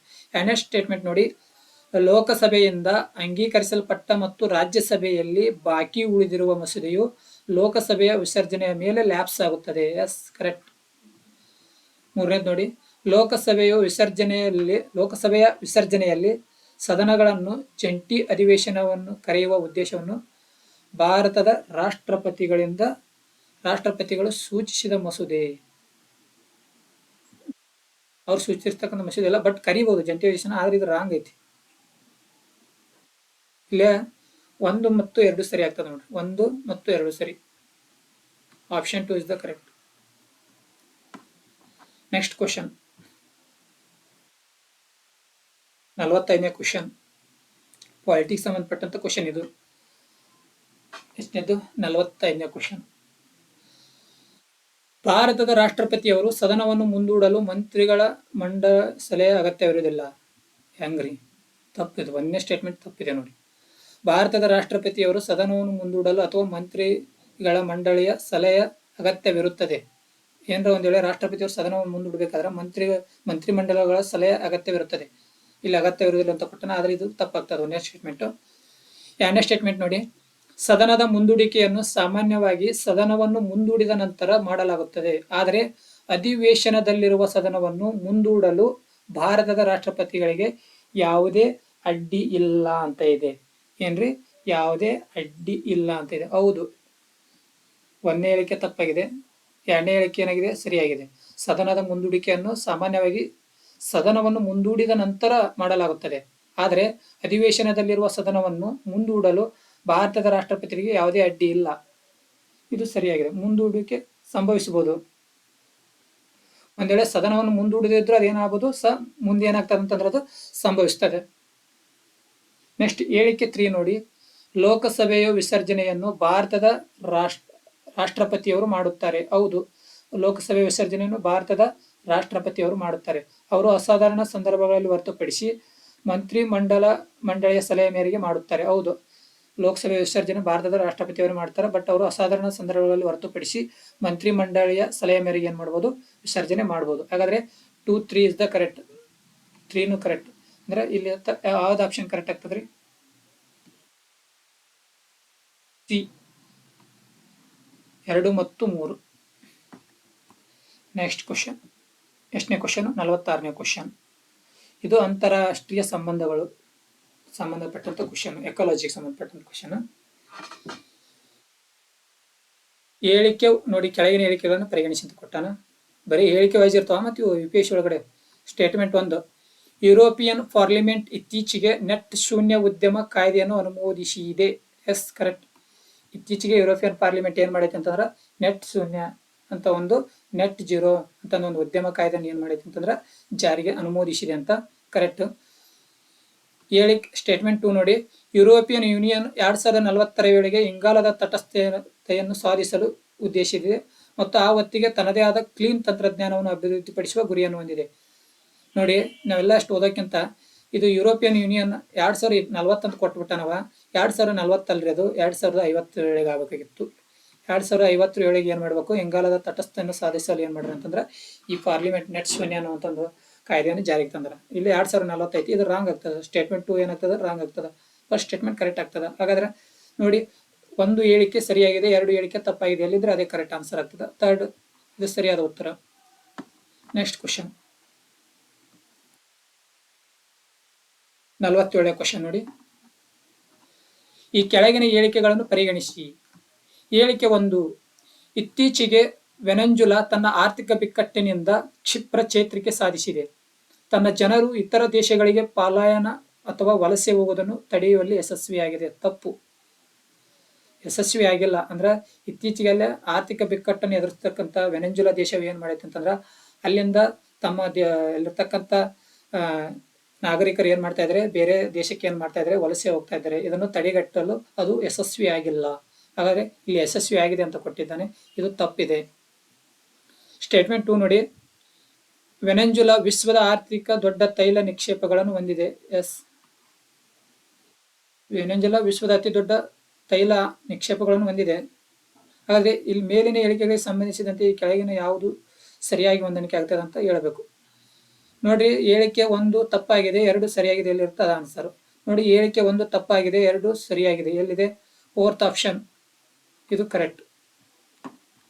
ನೆಕ್ಸ್ಟ್ ಕ್ವಶನ್, ಎಷ್ಟನೇ ಕ್ವಶನ್?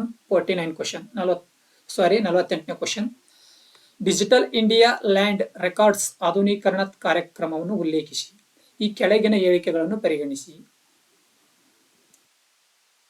ನೋಡಿ, 1ನೇ ಸ್ಟೇಟ್ಮೆಂಟ್, ಯೋಜನೆಯನ್ನು ಅನುಷ್ಠಾನಗೊಳಿಸಲು ಕೇಂದ್ರ ಸರ್ಕಾರವು 100% ಹಣವನ್ನು ನೀಡುತ್ತದೆ ಅಂತಿದೆ. ಅದೇ ರೀತಿ 2ನೇ ಸ್ಟೇಟ್ಮೆಂಟ್ ನೋಡಿ, ಯೋಜನೆಯ ಅಡಿಯಲ್ಲಿ ಕ್ಯಾಡಸ್ಟ್ರಾಲ್ ನಕ್ಷೆಗಳನ್ನು ಡಿಜಿಟೈಸ್ ಮಾಡಲಾಗಿದೆ ಅಂತ ಇದೆ.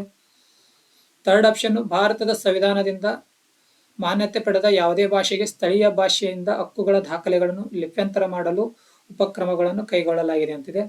ಆದ್ರೆ ಇಲ್ಲಿ ಸರಿಯಾದ ಉತ್ತರ ಯಾವುದಾಗುತ್ತೆ ಅಂತ ನೀವು ಕಮೆಂಟ್ ಮಾಡಬೇಕು. ಏನ್ ಮಾಡಬೇಕು? ಕಮೆಂಟ್ ಮಾಡಬೇಕು. ನೋಡಿ, 1ನೇ ಸ್ಟೇಟ್ಮೆಂಟ್ ಏನಿದೆಲ್ಲ ಇದು ರಾಂಗ್ ಇದೆ. ಈ ಡಿಜಿಟಲ್ ಇಂಡಿಯಾ ಲ್ಯಾಂಡ್ ರೆಕಾರ್ಡ್ಸ್ ಆಧುನೀಕರಣ ಕಾರ್ಯಕ್ರಮವನ್ನು ಉಲ್ಲೇಖಿಸಿದಂತೆ ಯೋಜನೆಯನ್ನು ಅನುಷ್ಠಾನಗೊಳಿಸಬೇಕಂತಂದ್ರೆ ಕೇಂದ್ರ ಸರ್ಕಾರ ಮತ್ತು ರಾಜ್ಯ ಸರ್ಕಾರಕ್ಕೆ ಎರಡು ಏನ್ ಮಾಡಬಹುದು, ಇದನ್ನ ಮಾಡಬಹುದು. ಏನು, ಹಣವನ್ನು 2 ಪಾಲು ಇದೆ. ಇಲ್ಲಿ ಕೇಂದ್ರ ಸರ್ಕಾರಕ್ಕಿದೆ ಮತ್ತು ಇಲ್ಲಿ ಇನ್ನೊಂದು ರಾಜ್ಯ ಸರ್ಕಾರಕ್ಕೂ ಇದೆ. ಹಾಗಾದ್ರೆ ಕೇಂದ್ರ ಸರ್ಕಾರ ಅಷ್ಟೇ ಅಲ್ಲ, ರಾಜ್ಯ ಸರ್ಕಾರ. ಸ್ಟೇಟ್ಮೆಂಟ್ 1 ಇದೇನು ರಾಂಗ್, ಹೌದಾ? ಅದೇ ರೀತಿ 2ನೇ ಸ್ಟೇಟ್ಮೆಂಟ್, ಯೋಜನೆಯ ಕ್ಯಾಡಸ್ಟ್ರಲ್ ನಕ್ಷೆಗಳನ್ನು ಡಿಜಿಟಲ್ಕರಣ ಒಳಗೊಂಡಿದೆ. 2ನೇದು ಸರಿಯಾಗಿದೆ. 3ನೇದು, ಭಾರತದ ಸಂವಿಧಾನದಿಂದ ಮಾನ್ಯತೆ ಪಡೆದ ಯಾವುದೇ ಭಾಷೆಗೆ ಸ್ಥಳೀಯ ಭಾಷೆಯಿಂದ ಹಕ್ಕುಗಳ ದಾಖಲೆಗಳನ್ನು ಲಿಪ್ಯಂತರ ಮಾಡಲು ಉಪಕ್ರಮವನ್ನು ಕೈಗೊಳ್ಳಲಾಗಿದೆ. ಇದು ಸರಿಯಾಗಿದೆ. ಅಂದ್ರೆ ಇಲ್ಲಿ 2 ಮತ್ತು 3 ಮಾತ್ರ ಸರಿಯಾಗಿದೆ. ಅಂದ್ರೆ 2nd option is the correct. Next question, ಎಷ್ಟನೇ ಕ್ವಶನ್? 49 ಕ್ವಶನ್. ಪ್ರಧಾನಮಂತ್ರಿ ಸುರಕ್ಷಿತ ಮಾತೃತ್ವ ಅಭಿಯಾನಕ್ಕೆ ಸಂಬಂಧಿಸಿದಂತೆ ಈ ಕೆಳಗಿನ ಹೇಳಿಕೆಗಳನ್ನು ಪರಿಗಣಿಸಿ. ಆಪ್ಷನ್ 1 ನೋಡಿ,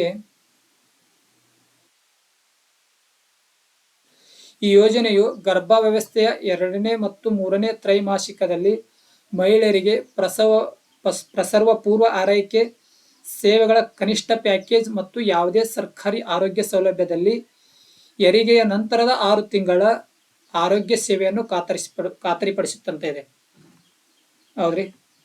ನೋಡ್ರಿ, ಕರೆಕ್ಟಾಗಿ ಓದ್ಕೋರಿ. 2ನೇ ಆಪ್ಷನ್ ನೋಡಿ, ಈ ಯೋಜನೆ ಅಡಿಯಲ್ಲಿ ಕೆಲವು ವಿಶೇಷತೆಗಳ ಖಾಸಗಿ ವಲಯದ ಆರೋಗ್ಯ ಪೂರೈಕೆದಾರರು ಹತ್ತಿರದ ಸರ್ಕಾರಿ ಆರೋಗ್ಯ ಸೌಲಭ್ಯಗಳಲ್ಲಿ ಸೇವೆಗಳನ್ನು ಒದಗಿಸಲು ಸ್ವಯಂ ಸೇವಕರಾಗಬಹುದು. ಹೌದಾ? 1ನೇ ಹೇಳಿಕೆ ಏನಿದೆ ಅಂತಂದ್ರ, ಗರ್ಭಾವಸ್ಥೆ 2ನೇ ಮತ್ತು 3ನೇ ತ್ರೈಮಾಸಿಕದಲ್ಲಿ ಮಹಿಳೆಯರಿಗೆ ಪ್ರಸವ ಪೂರ್ವ ಆರೈಕೆ ಸೇವೆಗಳ ಕನಿಷ್ಠ ಪ್ಯಾಕೇಜ್ ಮತ್ತು ಯಾವುದೇ ಸರ್ಕಾರಿ ಆರೋಗ್ಯ ಸೌಲಭ್ಯದಲ್ಲಿ ಹೆರಿಗೆಯ ನಂತರದ 6 ತಿಂಗಳು ಆರೋಗ್ಯ ಸೇವೆಯನ್ನು ಖಾತ್ರಿಪಡಿಸುತ್ತದೆ ಅಂತ. ಇಲ್ಲ, ಇದು ತಪ್ಪು. 1ನೇ statement is the wrong. First statement ಏನು ರಾಂಗ್. 6 ತಿಂಗಳು ಏನಾಗೋದಿಲ್ಲ, ಖಾತ್ರಿಪಡಿಸುವುದಿಲ್ಲ, ಒದಗಿಸುವುದಿಲ್ಲ. ಹೆರಿಗೆ ನಂತರ ಆರೋಗ್ಯವನ್ನು ಸೇವೆಗಳನ್ನು ಒದಗಿಸುವುದಿಲ್ಲ. ಹೇಳಿಕೆ 2 ನೋಡಿ, ಸ್ಟೇಟ್ಮೆಂಟ್ 2, ಈ ಯೋಜನೆ ಅಡಿಯಲ್ಲಿ ಕೆಲವು ವಿಶೇಷತೆಗಳ ಖಾಸಗಿ ವಲಯದ ಆರೋಗ್ಯ ಪೂರೈಕೆದಾರರು ಹತ್ತಿರದ ಸರ್ಕಾರಿ ಆರೋಗ್ಯ ಸೌಲಭ್ಯಗಳಲ್ಲಿ ಸೇವೆಗಳನ್ನು ಒದಗಿಸಲು ಸ್ವಯಂ ಸೇವಕರಾಗಬಹುದು ಅಂತಿದೆ.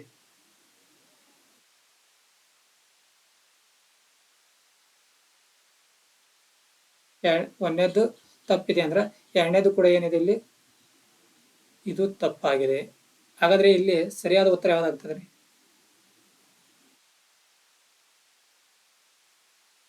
1 ಅಥವಾ 2 ಅಲ್ಲ, 4th ಆಪ್ಷನ್ ಇದೆ ನೋಡಿ.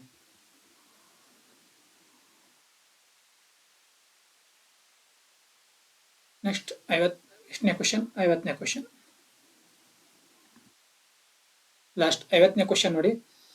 ಪ್ರಧಾನಮಂತ್ರಿ ಶ್ರಮ ಯೋಗಿ ಮಾನ್ ಧಾನ್ PMSYM ಯೋಜನೆಗೆ ಸಂಬಂಧಿಸಿದಂತೆ ಈ ಕೆಳಗಿನ ಹೇಳಿಕೆಗಳನ್ನು ಪರಿಗಣಿಸಿ. 1ನೇ ಸ್ಟೇಟ್ಮೆಂಟ್ ನೋಡಿ, ಈ ಯೋಜನೆಯಲ್ಲಿ ದಾಖಲಾತಿ ಪ್ರವೇಶಕ್ಕೆ ವಯೋಮಿತಿ 21ರಿಂದ 40 ವರ್ಷಗಳಂತಿದೆ. ತಪ್ಪು. ಒಂದನೇ ಸ್ಟೇಟ್ಮೆಂಟ್ ತಪ್ಪಾಗಿದೆ. ಇಲ್ಲಿ 21 ವರ್ಷ ಅಲ್ಲ, 18 ವರ್ಷದಿಂದ 40 ವರ್ಷಗಳು. ಎಷ್ಟ್ರಿ? 18 ವರ್ಷದಿಂದ 40 ವರ್ಷಗಳು. ಫಲಾನುಭವಿಯ ವಯಸ್ಸಿನ ನಿರ್ದಿಷ್ಟ ಕೊಡುಗೆಯನ್ನು ನೀಡಬೇಕು. ಫಲಾನುಭವಿಯು ವಯಸ್ಸಿನ ನಿರ್ದಿಷ್ಟ ಕೊಡುಗೆಯನ್ನು ನೀಡಬೇಕು. ಅವನ ವಯಸ್ಸಿನ ಆಧಾರದ ಮೇಲೆ ಅವನು ನಿರ್ದಿಷ್ಟ ಕೊಡುಗೆಯನ್ನು ನೀಡಬಹುದು. ಅದೇ ರೀತಿ ಥರ್ಡ್ ಆಪ್ಷನ್ ನೋಡಿ, ಯೋಜನೆ ಅಡಿಯಲ್ಲಿ ಪ್ರತಿ ಚಂದಾದಾರರು 60 ವರ್ಷ ವಯಸ್ಸಿನ ನಂತರ ತಿಂಗಳಿಗೆ ಕನಿಷ್ಠ 3,000 ಪಿಂಚಣಿ ಪಡೆಯುತ್ತಾರೆ. ಎಸ್, ಕರೆಕ್ಟ್ ರೀ. ಅಂದ್ರೆ 60 ವರ್ಷ ಆದ್ಮೇಲೆ ಪ್ರತಿ ತಿಂಗಳಿಗೆ ಏನ್ ಮಾಡ್ಬೋದು, ಅವರು ಕನಿಷ್ಠ 3,000 ಪಿಂಚಣಿ ಪಡಿಬಹುದು. ಈ ಯೋಜನೆ ಯಾವ ಯೋಜನೆ ಅಡಿಯಲ್ಲಿ? ಪ್ರಧಾನ ಮಂತ್ರಿ ಶ್ರಮ ಯೋಗಿ ಮಾನ್ಧನ್ ಯೋಜನೆ ಅಡಿಯಲ್ಲಿ. ಅದೇ ರೀತಿ ಕುಟುಂಬ ಪಿಂಚಣಿಯು ಸಂಗಾತಿಗೆ ಮತ್ತು ಅವಿವಾಹಿತ ಹೆಣ್ಣು ಮಕ್ಕಳಿಗೆ ಅನ್ವಯಿಸುತ್ತದೆ ಅಂತ ಇಲ್ಲ. ಯಾರು ಚಂದಾದಾರ ಇರ್ತಾರೆ ಅವ್ರಿಗೆ ಮಾತ್ರ ಅನ್ವಯಿಸುತ್ತದೆ. ಇದು ಸ್ಟೇಟ್ಮೆಂಟ್ 4 ಇಸ್ ದ ರಾಂಗ್. ಅಂದ್ರೆ ಇಲ್ಲಿ ಯಾವ ಸರಿಯಾದ ಅಂತ ನೋಡಿದಾಗ 2 ಮತ್ತು 3 ಮಾತ್ರ ಸರಿಯಾದವು. ಅಂದ್ರೆ second option is the correct. 2 and 3 is the correct. Yes, ಈಗ 50 ಕ್ವಶನ್ಸ್ ನೋಡಿದ್ವಿ. ಮತ್ತೆ ನಾಳೆ ಏನ್ ಮಾಡೋಣ ನಂತರ ಇನ್ನೂ 50 ಕ್ವಶನ್ಸ್ ನೋಡೋಣ. ಏನಾದರೂ ಯಾರಿಗಾದ್ರೂ ವಿಡಿಯೋ ಇಷ್ಟ ಆಗಿದ್ರ ನಿಮ್ಮ ಫ್ರೆಂಡ್ಸ್ಗೆ ಶೇರ್ ಮಾಡ್ರಿ. ಮತ್ತೆ ಕಮೆಂಟ್ಸ್ ಮಾಡ್ರಿ. ಏನಾದರೂ ನಿಮ್ಮ ಅನಿಸಿಕೆಗಳಿದ್ದು ಅಂತಂದ್ರೆ ಕಮೆಂಟ್ಸ್ ಮಾಡ್ರಿ. ಏನಾದರೂ ಡೌಟ್ಸ್ ಇದ್ವು ಅಂದ್ರೆ ಕಮೆಂಟ್ಸ್ ಮಾಡ್ರಿ. ಡೆಫಿನೆಟ್ಲಿ ನಾವು ಆನ್ಸರ್ ನಿಮ್ಗೆ ಹೇಳ್ತೀವಿ, ಟ್ರೈ ಮಾಡ್ತೀವಿ ಆನ್ಸರ್ ಹೇಳೋಕ್ಕೆ. ಮತ್ತು ನಮ್ಮಿಂದ ಏನಾದರೂ ನಿಮಗೆ ಸಜೆಷನ್, ನಿಮ್ಮಿಂದ ಏನಾದರೂ ನಮಗೆ ಸಜೆಷನ್ ಹೇಳೋದಿತ್ತಂದ್ರೆ ಕಮೆಂಟ್ ಮಾಡ್ರಿ. ಮತ್ತೆ ನೆಕ್ಸ್ಟ್ ಮುಂದಿನ ತರಗತಿಯಲ್ಲಿ ಏನು ಮಾಡೋಣ, ಇನ್ನೊಂದು 50 ಕ್ವಶನ್ಸ್ ಇದಲ್ಲ, ಅವನು ಬಿಡಿಸೋಣ. ಎಲ್ಲರೂ ಇಲ್ಲಿವರೆಗೆ ಶಾಂತ ರೀತಿಯಿಂದ ವಿಡಿಯೋ ಕೇಳಿದ್ದಕ್ಕೆ ಮತ್ತೊಮ್ಮೆ ಮಗದೊಮ್ಮೆ ಎಲ್ಲರಿಗೂ ತುಂಬ ಹೃದಯದ ಧನ್ಯವಾದಗಳು.